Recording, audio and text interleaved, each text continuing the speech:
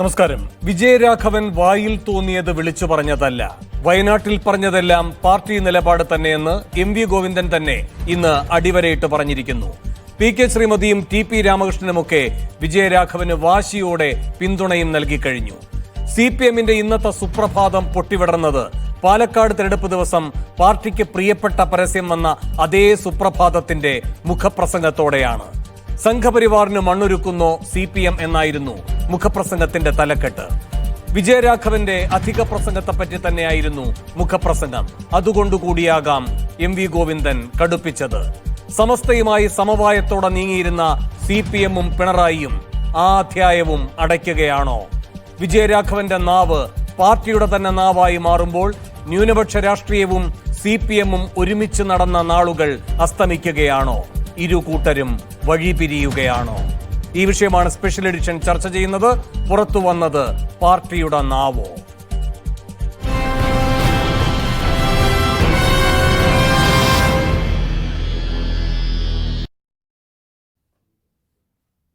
ഈ വിഷയത്തിൽ പ്രതികരിക്കാൻ കോൺഗ്രസിൽ നിന്ന് ഡോക്ടർ ജിൻഡോ ജോൺ, CPM-ൽ നിന്നും M. പ്രകാശൻ മാസ്റ്റർ, രാഷ്ട്രീയ നിരീക്ഷകൻ NP ചെക്കുട്ടി, ജമാഅത്തെ ഇസ്ലാമിയെ പ്രതിനിധീകരിച്ച് T. ഷാക്കിർ എന്നിവരാണ് സ്പെഷ്യൽ എഡിഷനിൽ അതിഥികളായി തത്സമയം പങ്കുചേരുന്നത്.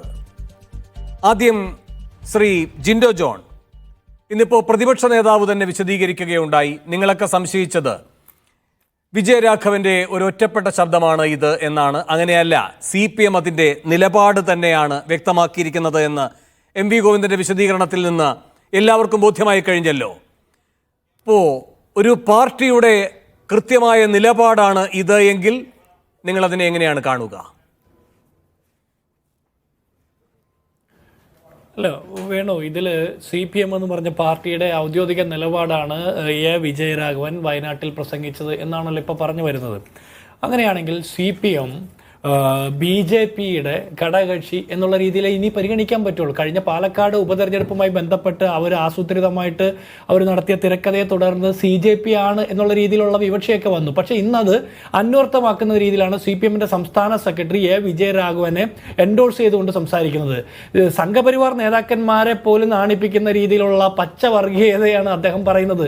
എ വിജയരാഘവൻ നമ്മൾ കുറച്ചു കാലം മുമ്പ് കഴിഞ്ഞ ലോക്സഭാ തെരഞ്ഞെടുപ്പിന്റെ സമയത്ത് ഷാഫി പറമ്പിലിനെ തോപ്പിക്കാൻ വേണ്ടിയിട്ട് വ്യാജ സ്ക്രീൻഷോട്ട് ഉണ്ടാക്കിയ ആളുകളെ പിടിക്കണമെന്ന് പറഞ്ഞ് അതിൽ പ്രതിയാണെന്ന് ആദ്യം പറഞ്ഞ ആ ചെറുപ്പക്കാരൻ തന്നെ പോയി കേസ് കൊടുക്കുന്ന ഒരു സാഹചര്യം ഉണ്ടായി. എന്നിട്ട് ഇപ്പോഴും അതിൽ യഥാർത്ഥ പ്രതികളെ കണ്ടെത്തിയിട്ടില്ല, ഇല്ലേ? പ്രതിയാണെന്ന് സംശയിക്കുന്ന ആളുകളെ സാക്ഷിയാക്കി വെച്ചിരിക്കുകയാണ് കേരള പോലീസ്. അപ്പോൾ ഈ കാഫിർ സ്ക്രീൻഷോട്ടൊക്കെ ഉണ്ടാക്കിയ ആളുകൾ ആ പ്രാദേശിക DYFI CPM നേതാക്കന്മാരല്ല. അതിനപ്പുറത്ത് ആ കാഫിർ സ്ക്രീൻഷോട്ടിന് പോളിറ്റ് ബ്യൂറോ തൊട്ട് സംസ്ഥാന സെക്രട്ടേറിയറ്റ് വരെയുള്ള നേതാക്കന്മാരിലേക്ക് ബന്ധം നീളുന്നുണ്ടെന്ന് നമുക്ക് നിസ്സംശയം പറയാം. അല്ലെങ്കിൽ എം.വി. ഗോവിന്ദനെ പോലുള്ള ആളുകൾ പറയണ്ടേ ഇത് പാർട്ടിയുടെ നിലപാടല്ലെന്ന്?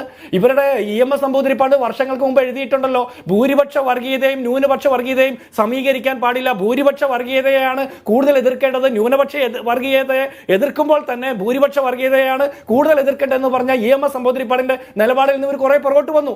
അതുകൊണ്ടാണ് പണ്ട് അംബേദ്കർ തന്നെ ഇവരുടെ പാർട്ടിയെ കുറിച്ച് പറഞ്ഞിട്ടുള്ളത്, ഈ കമ്മ്യൂണിസ്റ്റ് പാർട്ടിയുടെ ഇന്ത്യൻ കമ്മ്യൂണിസ്റ്റ് പാർട്ടിയുടെ പോളിറ്റ് ബ്യൂറോ എന്ന് പറഞ്ഞാൽ ബ്രാഹ്മിൻ ബോയ്സ് ആണെന്ന്. ഇവരൊക്കെ CPM ആണ് അല്ലെങ്കിൽ കമ്മ്യൂണിസം ആണ് എന്നൊക്കെ പറഞ്ഞാൽ പോലും ഇവരുടെ ഉള്ളിൽ ഇപ്പോഴും തീവ്ര സംഘപരിവാറിന്റെ തീവ്ര വലതുപക്ഷ നിലപാട് തന്നെയാണ്. അത് വിജയരാഘവൻ ഒരു പ്രാവശ്യം മാത്രമല്ല പലവട്ടം പറഞ്ഞിട്ടുണ്ട്. പാണക്കാട്ട് തങ്ങൾ വടക്കോട്ട് പോയാൽ കേരളത്തിൽ കലാപം ഉണ്ടാവുമെന്ന് വിജയരാഘവൻ പറഞ്ഞിട്ടുണ്ട്. ഇതുപോലെ CPM-ന്റെ നിരന്തരം എത്രയോ നേതാക്കന്മാർ പറഞ്ഞിട്ടുണ്ട്. VS അച്യുതാനന്ദന്റെ ഒരു വിടുവായിത്തമാണ് യോഗി ആദിത്യനാഥിനെ പോലുള്ള ആളുകൾക്ക് ഉത്തർപ്രദേശിലും ഇന്ത്യയുടെ വടക്കേ ഇന്ത്യൻ സംസ്ഥാനങ്ങളിലും കേരളം എന്ന് പറഞ്ഞ സംസ്ഥാനത്തെയും മുസ്ലിം ന്യൂനപക്ഷങ്ങളെയും വർഗീയമായിട്ട് ചേരിതിരിവുണ്ടാക്കുന്ന രീതിയിൽ പ്രചാരണം നടത്താനുള്ള വഴിമരുന്നിട്ട് കൊടുത്തത്. ഇത്തരത്തിൽ നിരന്തരവാദമായിട്ടുള്ള എത്രയോ പ്രസ്താവനകൾ CPM-ന്റെ നേതാക്കന്മാരുടെ കയ്യിൽ നിന്ന് കഴിഞ്ഞ കാലങ്ങളിൽ ഉണ്ടായിട്ടുണ്ടെന്ന് നമുക്ക് പരിശോധിക്കണ്ടേ? ഇത് ഇന്ന് M.വി. രാഘവൻ എൻഡോഴ്സ് ചെയ്യുമ്പോൾ മാത്രമല്ല, ഇവരുടെ വായിൽ നിന്ന് പച്ചയ്ക്ക് അത് പുറത്തേക്ക് വരാൻ വേണ്ടിയിട്ടാണ് നമ്മൾ കാത്തിരുന്നത്. ഇവർ തന്നെ അത് തുറന്നു പറയണം.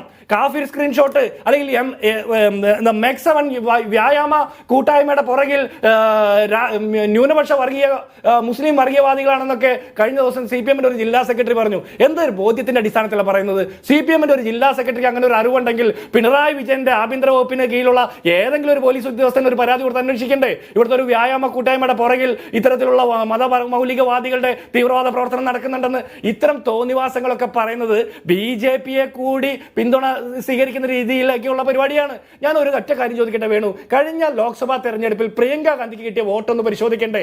അതിന് തൊട്ട് മുമ്പ് നടന്ന പൊതു തെരഞ്ഞെടുപ്പിൽ LDF-ന്റെ കാൻഡിഡേറ്റിന് കിട്ടിയതിനേക്കാൾ 72,000 വോട്ട് LDF-ന്റെ സ്ഥാനാർത്ഥിക്ക് കുറഞ്ഞു. ആ 72,000 വോട്ട്, ആനി രാജയ്ക്ക് കിട്ടിയ 72,000 വോട്ട്, സത്യൻ മുഖേരിക്ക് കിട്ടാതെ പോയ 72,000 വോട്ട് മുസ്ലിം മതവർഗീയവാദികളുടെ ആയിരുന്നോ? അതുപോലെ തന്നെ BJP-ക്ക് 32,000 വോട്ടിന്റെ കുറവുണ്ടായിരുന്നു. K. സുരേന്ദ്രന് കിട്ടിയ 32,000 വോട്ട്, അത് കഴിഞ്ഞ ബൈ ഇലക്ഷനിൽ BJP-യുടെ സ്ഥാനാർത്ഥിക്ക് നവ്യ ഹരിദാസിന് കിട്ടാതെ പോയ ആ 32,000 വോട്ട് മുസ്ലിം വർഗീയവാദികളുടെ ആയിരുന്നോ? അപ്പൊ എന്ത് പൊളിറ്റിക്സ് ആണ് ഇവർ പറയുന്നത്? എന്ത് ഡാറ്റ വെച്ചിട്ടാണ് പറയുന്നത്? ഇനി പ്രിയങ്ക ഗാന്ധിയുടെ മുന്നിലും പിന്നിലും ഉണ്ടായിരുന്ന ആളുകൾ, പ്രകടനത്തിന്റെ മുന്നിലും പിന്നിലും ഉണ്ടായിരുന്ന ആളുകൾ അവരുടെ വേഷം വെച്ചിട്ടാണോ ഇവർ വർഗീയവാദികൾ എന്ന് പറയാ?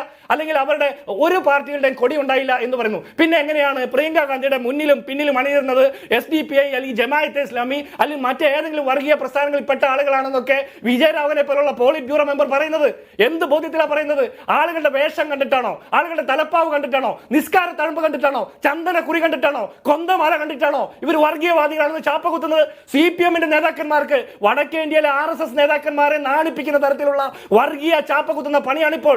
ഞാനൊരു കാര്യം കൂടി പറഞ്ഞ് അവസാനിപ്പിക്കാൻ വേണു. കഴിഞ്ഞ ലോക്സഭാ തെരഞ്ഞെടുപ്പിൽ പ്രിയങ്ക ഗാന്ധിക്ക് വോട്ട് ചെയ്ത മനുഷ്യർ അവര് പെൻഷൻ കിട്ടിയവരാണോ എന്ന് ഇവർ അന്വേഷിച്ചോ? അവർക്ക് റേഷൻ കിട്ടിയവരാണോ എന്ന് അന്വേഷിച്ചോ? കാലിയായ സപ്ലൈകോ ഔട്ട്ലെറ്റിന്റെ മുമ്പിൽ പോയിട്ട് സങ്കടത്തോടെ തിരിച്ചു പോയവരാണോ എന്ന് ഇവർ അന്വേഷിച്ചോ? ഈ പോസ് മെഷീൻ വർക്ക് ചെയ്യാത്തതിന്റെ പേരിൽ റേഷൻ കടകളിൽ നിന്ന് വീട്ടിലേക്ക് കരഞ്ഞുകൊണ്ട് നടന്നുപോയ മനുഷ്യരാണ് ഇവർ അന്വേഷിച്ചോ? KSRTC-യിൽ നിന്ന് ശമ്പളം കിട്ടാത്ത മനുഷ്യരാണെന്ന് ഇവർ അന്വേഷിച്ചോ? ഇവർ ആരെ കുറിച്ച് അന്വേഷിച്ചത്?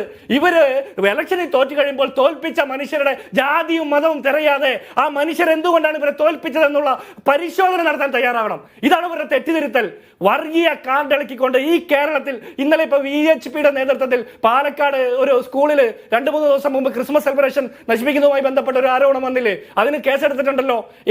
ഞാൻ ചോദിക്കട്ടെ, ഈ VHP-യെ പ്രതിരോധിക്കേണ്ട CPM-ന്, RSS-നെ പ്രതിരോധിക്കേണ്ട CPM-ന്, ഞാൻ ചോദിക്കട്ടെ, കാസ പോലെയുള്ള തീവ്ര വലതുപക്ഷ സംഘടനകൾ കേരളത്തിൽ പ്രവർത്തിക്കുന്നുണ്ടല്ലോ. കാസ ക്രിസ്ത്യാനിറ്റിയെ കുറിച്ചിട്ടല്ല പറയുന്നത്, തീവ്ര വർഗീയതയാണ് പറയുന്നത് എന്ന് തലശ്ശേരി ആർച്ച് ബിഷപ്പിനെ പോലുള്ള ആളുകൾ സംശയലേശം എന്ന് പറഞ്ഞിട്ടുണ്ട്. കാസക്കെതിരെ CPM-ന്റെ നേതാക്കന്മാർ ഒരു വാക്കുരിയാടി കണ്ടിട്ടുണ്ടോ? ശശികല ടീച്ചർക്കെതിരെ ഒരു കേസ് എടുക്കാൻ പറ്റിയിട്ടുണ്ടോ? CP സുഗതനെതിരെ ഒരു കേസ് എടുക്കാൻ ഇവർക്ക് പറ്റിയിട്ടുണ്ടോ? പ്രതീഷ് വിശ്വനാഥിനെതിരെ ഒരു കേസ് എടുക്കാൻ പറഞ്ഞിട്ടുണ്ടോ? ഇവര് CPM-ന്റെ DYF-യുടെ ഏതെങ്കിലും നേതാക്കന്മാർക്ക് അത്തരത്തിലുള്ള ഒരു ആർജവമുണ്ടോ? പിണറായി വിജയൻ കഴിഞ്ഞ 8.5 കൊല്ലമായി കേരളം ഭരിക്കുന്നു. ഈ 8.5 കൊല്ലമാണ് കേരളത്തിന്റെ ചരിത്രത്തിൽ ഏറ്റവും കൂടുതൽ വർഗീയ ധ്രുവീകരണത്തിന് കാരണമായിട്ടുള്ള വർഷം എന്ന് നമ്മൾ പരിശോധിക്കണം. പരിശോധനയിൽ നമുക്ക് മനസ്സിലാകും. ശരി, Shri M. Prakashan master, doctor Jindo ജോണിന്റെ ആരോപണങ്ങൾക്കുള്ള മറുപടി. ഡോക്ടർ ജിൻഡോ ജോൺ ഇന്ന് കോൺഗ്രസ് എത്തിപ്പെട്ടിട്ടുള്ള ഗുരുതരാവസ്ഥ ജനങ്ങൾ ശ്രദ്ധിക്കാതിരിക്കാൻ വേണ്ടി പറയുന്ന കുറേ കാര്യങ്ങളാണ്. എന്താണ് വിജയരാഘവൻ പറഞ്ഞിരിക്കുന്ന കാര്യം? വിജയരാഘവൻ പറഞ്ഞിരിക്കുന്നത് മറ്റൊന്നുമല്ല. ഇവിടെ കോൺഗ്രസിൻ്റെ സ്ഥാനാർത്ഥികൾ ജയിച്ചിരിക്കുന്നത് SDP രാഹുൽ ഗാന്ധിയും പ്രിയങ്കയും വയനാട്ടിൽ വിജയിച്ചത് കോൺഗ്രസും ലീഗും ജമാഅത്തെ ഇസ്ലാമിയും SDPIയും ഉൾപ്പെടുന്ന ചേരിയുടെ പിന്തുണയിലാണ്. ഇതല്ലേ പറഞ്ഞിരിക്കുന്നത്? അത് 101% സത്യമല്ലേ? നിങ്ങൾ ഭൂരിപക്ഷത്തിലും ആയിക്കോട്ടെ, SDPIയും ജമാഅത്തെ ഇസ്ലാമിയും ഈ കഴിഞ്ഞ തെരഞ്ഞെടുപ്പിൽ അവിടെ UDF-ന്റെ ചേരിയിലായിരുന്നു എന്നുള്ളത് ആരാ അറിയാതിരിക്കുന്നത്? SDPIയുമായി ബന്ധപ്പെട്ടുകൊണ്ട് പാലക്കാട് UDF-ന്റെ സ്ഥാനാർത്ഥി അവരുടെ ഓഫീസിൽ പോയി ചർച്ച നടത്തിയ കാര്യം എല്ലാവർക്കും അറിയുന്നതല്ലേ? തെരഞ്ഞെടുപ്പിൽ UDF കോൺഗ്രസ് ജയിച്ചപ്പോൾ ആദ്യം ആഹ്ലാദ പ്രകടനം നടത്തിയത് SDPI ആണ് എന്നുള്ളത് ആർക്കും അറിയാതിരിക്കുന്നത്? ഇവിടെ SDPIയെ നേരത്തെ എങ്ങനെയാണ് ഇവരെല്ലാം കണ്ടിട്ടുള്ളത് എന്ന കാര്യം പരിശോധിച്ച് നോക്കണം. SDPIയുടെ വോട്ട് വാങ്ങേണ്ടി വന്നാൽ ലീഗ് പിരിച്ചുവിടുന്നതാണ് നല്ലത് എന്ന് പറഞ്ഞ ആരാ? മുനീറാണ്, ലീഗിൻ്റെ നേതാവാണ്. ഞങ്ങളാരുമല്ല. ഞങ്ങൾക്ക് ഇത്തരം കാര്യങ്ങളെ സംബന്ധിച്ച് വ്യക്തമായൊരു നിലപാടുണ്ട്. ഇവിടെ കഴിഞ്ഞ കുറേ കാലമായിട്ട് ഹിന്ദുക്കളെ ഹൈന്ദവർഗീയവൽക്കരിക്കാൻ വലിയ നിലക്ക് BJPക്കാർ ഇടപെടുകയാണ്, RSSകാർ ഇടപെടുകയാണ്. മറുഭാഗത്ത് ഇപ്പോൾ നേരത്തെ ഒരു സന്ദർഭത്തിലും ജമാഅത്തെ ഇസ്ലാമിയെയും SDPIയും കൂട്ടിയേർത്തോട് ലീഗ് തെരഞ്ഞെടുപ്പ് മത്സരിച്ചിട്ടില്ലല്ലോ. അവരുടെ ഒന്നിച്ച് തെരഞ്ഞെടുപ്പിൽ പോകുന്ന ഒരു നില ഉണ്ടായിട്ടില്ലല്ലോ. ഇപ്പോഴ് ജമാഅത്തെ ഇസ്ലാമിയെയും SDPIയെയും ഉപയോഗിച്ചുകൊണ്ട് ഒന്നിച്ച് ഒറ്റക്കെട്ടായി ലീഗ് പോവുകയാണ് UDF-ന് വോട്ട് പിടിക്കാൻ. ഇത് കേരളത്തിൽ ഉണ്ടാക്കുന്ന അപകടത്തെക്കുറിച്ചാണ് ഞങ്ങൾ പറഞ്ഞത്. ഒരു ഭാഗത്ത് ഹിന്ദുക്കളെ വർഗീയവൽക്കരിക്കാൻ RSS, മറുഭാഗത്ത് ഇസ്ലാമിനെ വർഗീയവൽക്കരിക്കാൻ മുസ്ലിം മതരാഷ്ട്രം വേണം എന്ന് പറയുന്ന മൗദൂദിയുടെ സംഘടനയായിട്ട് ജമാഅത്തെ ഇസ്ലാമിയും SDP യും. ഇത് കേരളത്തെ എവിടെ എത്തിക്കുമെന്നുള്ളതിനെ കുറിച്ച് ഗൗരവത്തോടെ ആലോചിക്കണം. പിന്നെ ഞങ്ങളുടെ ന്യൂനപക്ഷ സ്നേഹം സംബന്ധിച്ചും BJPയുടെ കോൺഗ്രസിന്റെ ന്യൂനപക്ഷ സ്നേഹം സംബന്ധിച്ചും എല്ലാവർക്കും അറിയുന്നതാണല്ലോ. ഇവിടെ ബാബരി പള്ളി പൊളിക്കാനുള്ള എല്ലാ സാഹചര്യവും ഒരുക്കി കൊടുത്തത് കോൺഗ്രസ് ഗവൺമെന്റ് ആണെന്നുള്ളത് ആർക്കറിയാതിരിക്കുന്നത്? അയോധ്യ ക്ഷേത്രം പണിയുന്നതിന് വേണ്ടിയുള്ള രഥയാത്ര അത് എല്ലാ നിലക്കും സംഘടിപ്പിക്കാനും അതുപോലെ പിൻബലം നൽകിയത് കോൺഗ്രസ് ആണെന്നല്ല ആരാ അറിയാതിരിക്കുന്നത്? VP സിംഗിന്റെ ഗവൺമെന്റ് ഇവിടെ ഈ രഥയാത്ര നടത്തുന്ന ആളുകളെ അറസ്റ്റ് ചെയ്യാൻ വേണ്ടി മുന്നോട്ടേക്ക് വന്നപ്പോൾ അവരെ ആ ഗവൺമെന്റിനെ തകർത്തത് ഇവിടെ കോൺഗ്രസ് ആണ് എന്നുള്ളത് ആരാ അറിയാതിരിക്കുന്നത്? നമ്മുടെ രാജ്യത്തിനകത്ത് ഇപ്പോൾ ഈ കഴിഞ്ഞ ദിവസം ബുൾഡോസ് രാജിനെതിരെ സുപ്രീം കോടതി വിധിയുണ്ടായി. ഞാൻ ചോദിക്കട്ടെ, ഇന്ത്യ രാജ്യത്ത് 1 ലക്ഷത്തോളം കെട്ടിടങ്ങൾ പൊളിച്ചു. ഏതെങ്കിലും ഒരു സ്ഥലത്ത് അതിനെ ചെറുക്കാൻ കോൺഗ്രസ് ഉണ്ടോ? ഞങ്ങൾ അഭിമാനത്തോടെ പറയും, ഞങ്ങളുടെ പാർട്ടിയുടെ PB അംഗം വൃന്ദ കാരാട്ട് അതിന് മുന്നിൽ നിന്ന് അതിനെ തടയാൻ ശ്രമിച്ചു. ഞങ്ങളെ കേസിനകത്ത് കക്ഷി ചേർന്നു. ഇപ്പോൾ സുപ്രീം കോടതി പറയുന്നത് ഇത് ഭരണഘടനാ വിരുദ്ധമാണ്, നിയമവിരുദ്ധമാണ്, ചെയ്യാൻ പാടില്ല. കോൺഗ്രസിന് നാവ് പൊങ്ങുന്നുണ്ടോ ആ കാര്യം പറയാൻ? പിന്നെ ഞാൻ ചോദിക്കട്ടെ, ലീഗ് എവിടെയാണ് മുസ്ലിങ്ങൾക്ക് വേണ്ടി നിൽക്കുന്നത്? ഇവിടെ പിന്നെ നിയമങ്ങൾ NIA നിയമം വന്നു, അത് പാസ്സാക്കുന്ന സമയത്ത് ഉണ്ടായിരുന്നു ലീഗ് പാർലമെന്റിൽ. ഇവിടെ പൗരത്വ നിയമം വന്നു, അത് പാസ്സാക്കുന്ന സമയത്ത് ഉണ്ടായിരുന്നു ലീഗ് അതിനെ എതിർക്കാൻ. നമ്മുടെ രാജ്യത്തിനകത്ത് ഇപ്പോൾ ഈ തീവ്രവാദ വിരുദ്ധ നിയമം, അതിന് അമെൻമെന്റ് ആക്ട് വന്നു, അത് പിന്നെ പാസ്സാക്കുന്ന സമയത്ത് കുഞ്ഞാലിക്കുട്ടിയും ആളുകളും സഭയിലില്ലല്ലോ, അവർ പുറത്തെവിടെയോ പോയിരുന്നില്ലേ? അപ്പം മുസ്ലിങ്ങൾക്കെതിരായിട്ട് വലിയ നിലക്കുള്ള വികാരമുണ്ടാകുന്ന സമയത്ത് അതിനെയൊന്നും ചെറുക്കാൻ ലീഗ് ഉണ്ടായിരുന്നില്ല, കോൺഗ്രസ് ഉണ്ടായിരുന്നില്ല. ആർക്കറിയാതിരിക്കുന്നേ? പിന്നെ ഞങ്ങളെന്തോ മുസ്ലിം വിരോധികളാണ് എന്ന് വരുത്താൻ വേണ്ടിയാണല്ലോ ഈ നടത്തുന്ന ശ്രമമെല്ലാം തന്നെ ഇപ്പോൾ നടത്തിക്കൊണ്ടിരിക്കുന്നത്. ഞങ്ങൾക്ക് ഒരു കാര്യം ഉറപ്പിച്ച് പറയാൻ കഴിയും. ഇപ്പോൾ ഈ കേരളത്തിൽ മുസ്ലിം വിരുദ്ധരായിട്ടുള്ള CPM ഭരിക്കുന്ന കാലത്താണല്ലോ മലപ്പുറം ജില്ല അനുവദിച്ചത്. ഈ CPM ഭരിക്കുന്ന കാലത്താണല്ലോ പള്ളി പുതുക്കിപ്പണിയാൻ അനുവാദം കൊടുത്തത്. ഇന്ത്യ രാജ്യത്ത് മുസ്ലിങ്ങൾ ഭീതിയില്ലാതെ ജീവിക്കുന്ന ഒരു നാട് CPM ഭരിക്കുന്ന കേരളമാണ് എന്നുള്ളത് ആരാ അറിയാതിരിക്കുന്നത്? ഞങ്ങൾ ഈ ന്യൂനപക്ഷത്തെ വേട്ടയാടാനുള്ള BJP നീക്കം വന്നപ്പോൾ അതിനെല്ലാം ചേർത്തിട്ടുണ്ട്. ഏകീകൃത സിവിൽ കോഡിനെ ഞങ്ങൾ എതിർത്തിട്ടുണ്ട്. പൗരത്വ നിയമത്തെ ഞങ്ങൾ വലിയ നിലക്ക് എതിർക്കാൻ മുന്നോട്ടേക്ക് വന്നു. മുസ്ലിം സംവരണവുമായി ബന്ധപ്പെട്ട് കേരളത്തിലെ നിയമം ഞങ്ങൾ ഉണ്ടാക്കിയതാണ്. സച്ചാർ കമ്മിറ്റി റിപ്പോർട്ട് ഞങ്ങൾ ഈ കേരളത്തിൽ കൊണ്ടുവന്നതാണ്. ലവ് ജിഹാദ്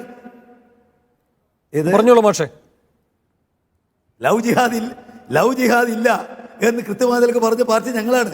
പൗരത്വ നിയമം നടപ്പിലാക്കിയ എന്ന് പറഞ്ഞ ഗവൺമെന്റ് LDFന്റെ ഗവൺമെന്റാണ്. മുത്തലാഖ് നിയമത്തെ എതിർത്തത് ഞങ്ങളാണ്.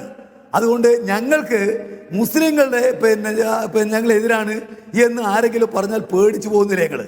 നേരത്തെ ഞങ്ങൾക്കുണ്ടായതിന് എത്രയോ ഇരട്ടി മുസ്ലിം ജനസാമാന്യത്തിൽ ഞങ്ങളുടെ പാർട്ടിക്ക് പിന്തുണയുണ്ട്. അവർ ഞങ്ങളുടെ കൂടെ നിൽക്കുന്നു എന്നുള്ളത് ഞങ്ങൾക്കറിയാം.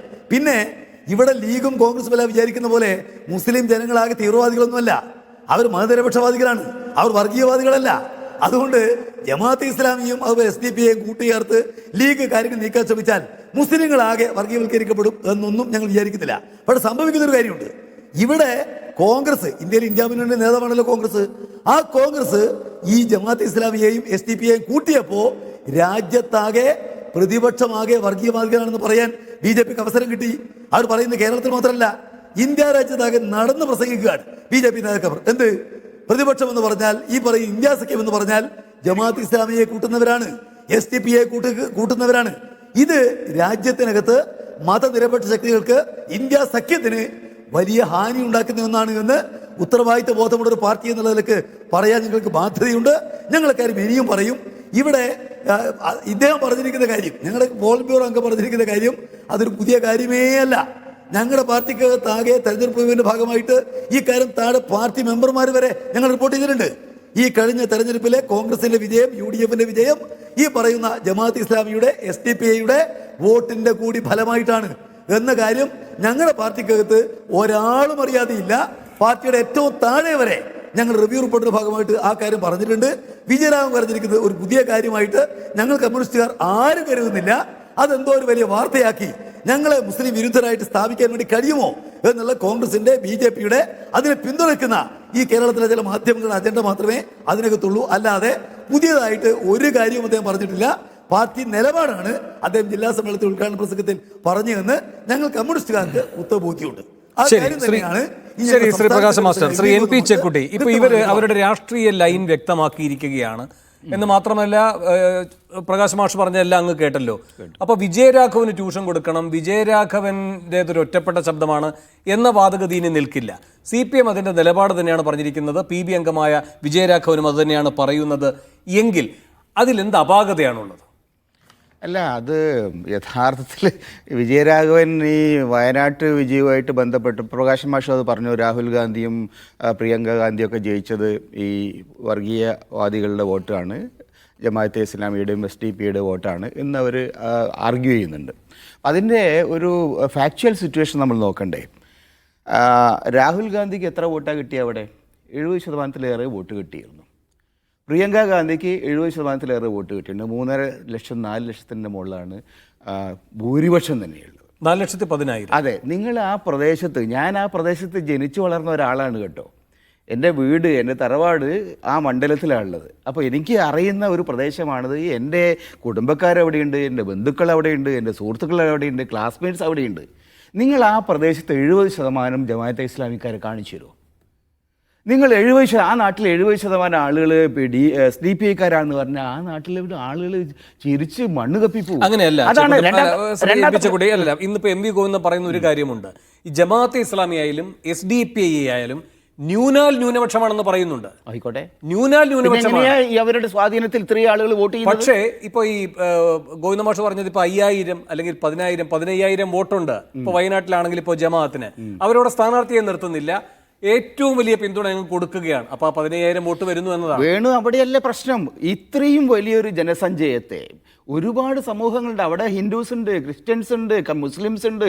ആ തരത്തിലുള്ള ആക്ച്വലി ജൈനമതം പോലും വന്നിട്ടുള്ളത് വയനാട്ടിലാണ് ആദ്യമായിട്ട് കേരളത്തിലേക്ക്. അങ്ങനെയുള്ള വളരെ കോംപ്ലക്സ് ആയിട്ടുള്ള സൊസൈറ്റിയിൽ ഈ പറയുന്ന ജമാഅത്തെ ഇസ്ലാമിക്കാരോ SDP-ക്കാരോ ആ നാട്ടിലുള്ള മുഴുവൻ ആളുകളുടെയും ചിന്തയെ, രാഷ്ട്രീയത്തെ, നിലപാടുകളെ സ്വാധീനിക്കുന്നതല്ലേ ഈ പറഞ്ഞതിൻ്റെ അർത്ഥം? ശ്രീ ചെക്കുട്ടി, ഒരു ഇപ്പൊ ജമാഅത്തിന് ഒരു പ്രത്യേക തെരഞ്ഞെടുപ്പ് വരുന്ന ഘട്ടത്തിൽ ഞങ്ങൾ UDF-നെ പിന്തുണയ്ക്കുന്നു എന്ന് പറയാം, അല്ലെങ്കിൽ LDF-നെ പിന്തുണയ്ക്കുന്നു എന്ന് പറയാം. പക്ഷേ ഇപ്പൊ കഴിഞ്ഞ ലോക്സഭാ തെരഞ്ഞെടുപ്പിന്റെ ഘട്ടത്തിൽ ഇതുപോലെ ഒരു ട്രാപ്പിലേക്ക് VD സതീശൻ പോയി വീണത് അങ്ങ് കണ്ടതാണ്. ആദ്യഘട്ടത്തിൽ കയറി പറഞ്ഞു ഈ വോട്ടെല്ലാം സ്വീകരിക്കുമെന്ന്. CPM ശക്തമായൊരു നിലപാട് പറഞ്ഞ ഘട്ടത്തിൽ അവർക്കത് തള്ളിപ്പറയേണ്ടി വന്നു.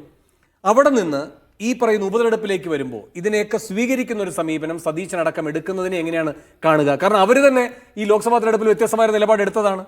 അല്ല വേണു, ഇതിൽ നമ്മൾ ഇത്തരം വിഷയങ്ങളിൽ എനിക്ക് തോന്നുന്നത് കുറേ കൂടി നമ്മൾ ജനങ്ങളെ റെസ്പെക്റ്റ് ചെയ്യണം, വോട്ടർമാരെ റെസ്പെക്ട് ചെയ്യണം, ഒരു പ്രദേശത്തെ ജനങ്ങളെ റെസ്പെക്ട് ചെയ്യണം. അപ്പോൾ അങ്ങനെ വരുന്ന സമയത്ത് ഇതെല്ലാം വർഗീയമായ വോട്ടുകൾ.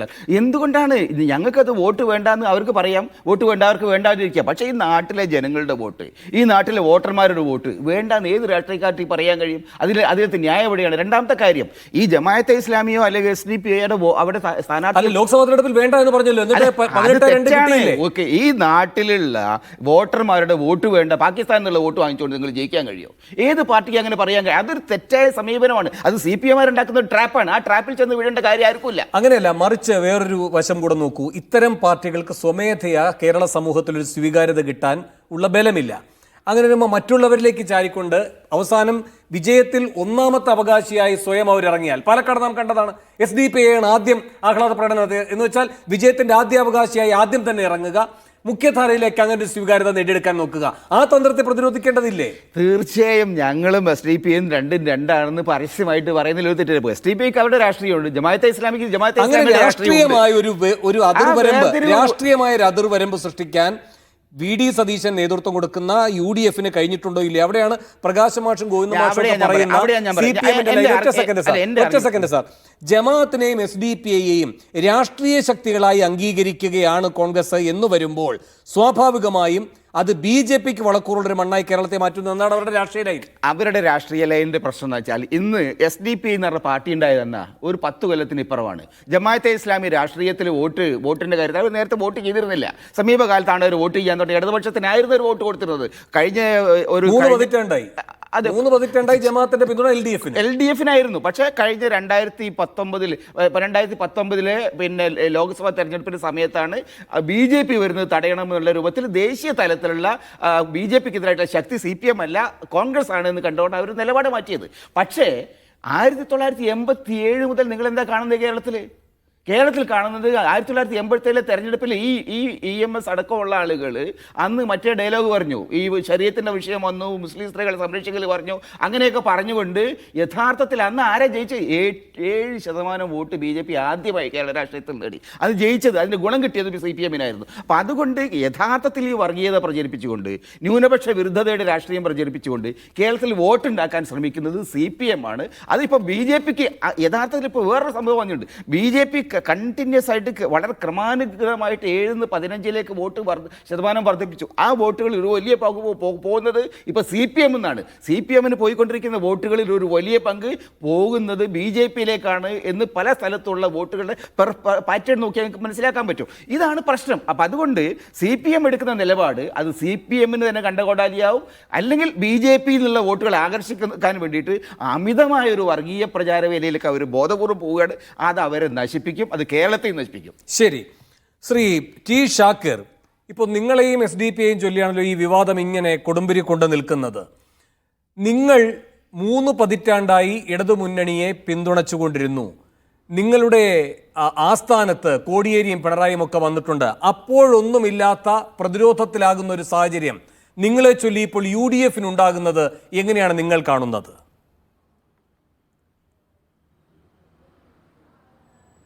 വേണു, ഇത് യഥാർത്ഥത്തിൽ UDF പ്രതിരോധത്തിലാകുന്നുവോ ജമാഅത്തെ ഇസ്ലാമി പ്രതിരോധത്തിലാകുന്നുവോ എന്നതല്ല പ്രശ്നം. CPM ഉണ്ടാക്കിക്കൊണ്ടിരിക്കുന്ന ഒരു നരേഷനാണിത്. അവരുടെ രാഷ്ട്രീയമായ നിലനിൽപ്പിന് ഉപകരിക്കും എന്ന അവരുടെ ഒരു ബോധ്യത്തിൽ അവർ കഴിഞ്ഞ കുറച്ച് കാലങ്ങളായി ഉണ്ടാക്കിക്കൊണ്ടിരിക്കുന്ന ഒരു നരേഷനാണ്. ആ നരേഷൻ്റെ അപകടം എന്താണ് എന്ന് കേരളീയ സമൂഹം ഇപ്പോൾ തിരിച്ചറിയുന്നു. അതുകൊണ്ട് തന്നെ ഇപ്പോൾ പ്രശ്നം CPM-നും ജമാഅത്തെ ഇസ്ലാമിക്കും ഇടയിൽ മാത്രമല്ല, കേരളത്തിലെ ഏറ്റവും ചുരുങ്ങിയത് കേരളത്തിലെ മതേതര സമൂഹം ഇതിനെക്കുറിച്ച് ഇപ്പോൾ ബോധവാന്മാരാണ്. മുസ്ലിം സംഘടനകൾ സവിശേഷമായും ഈ പ്രശ്നത്തിൽ കൂടുതൽ ബോധവാന്മാരാണ്. ഞാൻ വേണുവിൻ്റെ മുമ്പാകെ കുറച്ച് പ്രസ്താവനകൾ ഞാൻ വായിക്കാം. കേരളത്തിലെ മുസ്ലിം സമൂഹത്തിലെ ഏറ്റവും പ്രബല വിഭാഗമാണ് EK വിഭാഗം സംസ്ഥ. EK വിഭാഗം സംസ്ഥയുടെ ആഭിമുഖ്യത്തിൽ നടക്കുന്ന പത്രമാണല്ലോ സുപ്രഭാതം പത്രം. ആ പത്രം കഴിഞ്ഞ ദിവസം എഴുതിയ എഡിറ്റോറിയൽ എന്തിനെക്കുറിച്ചാണ്? താങ്കളത് വായിച്ചിട്ടുണ്ടാകും. സംഘപരിവാറിന് മണ്ണൊരുക്കുന്നുവോ CPM എന്നതാണ് അവരെഴുതിയ എഡിറ്റോറിയൽ.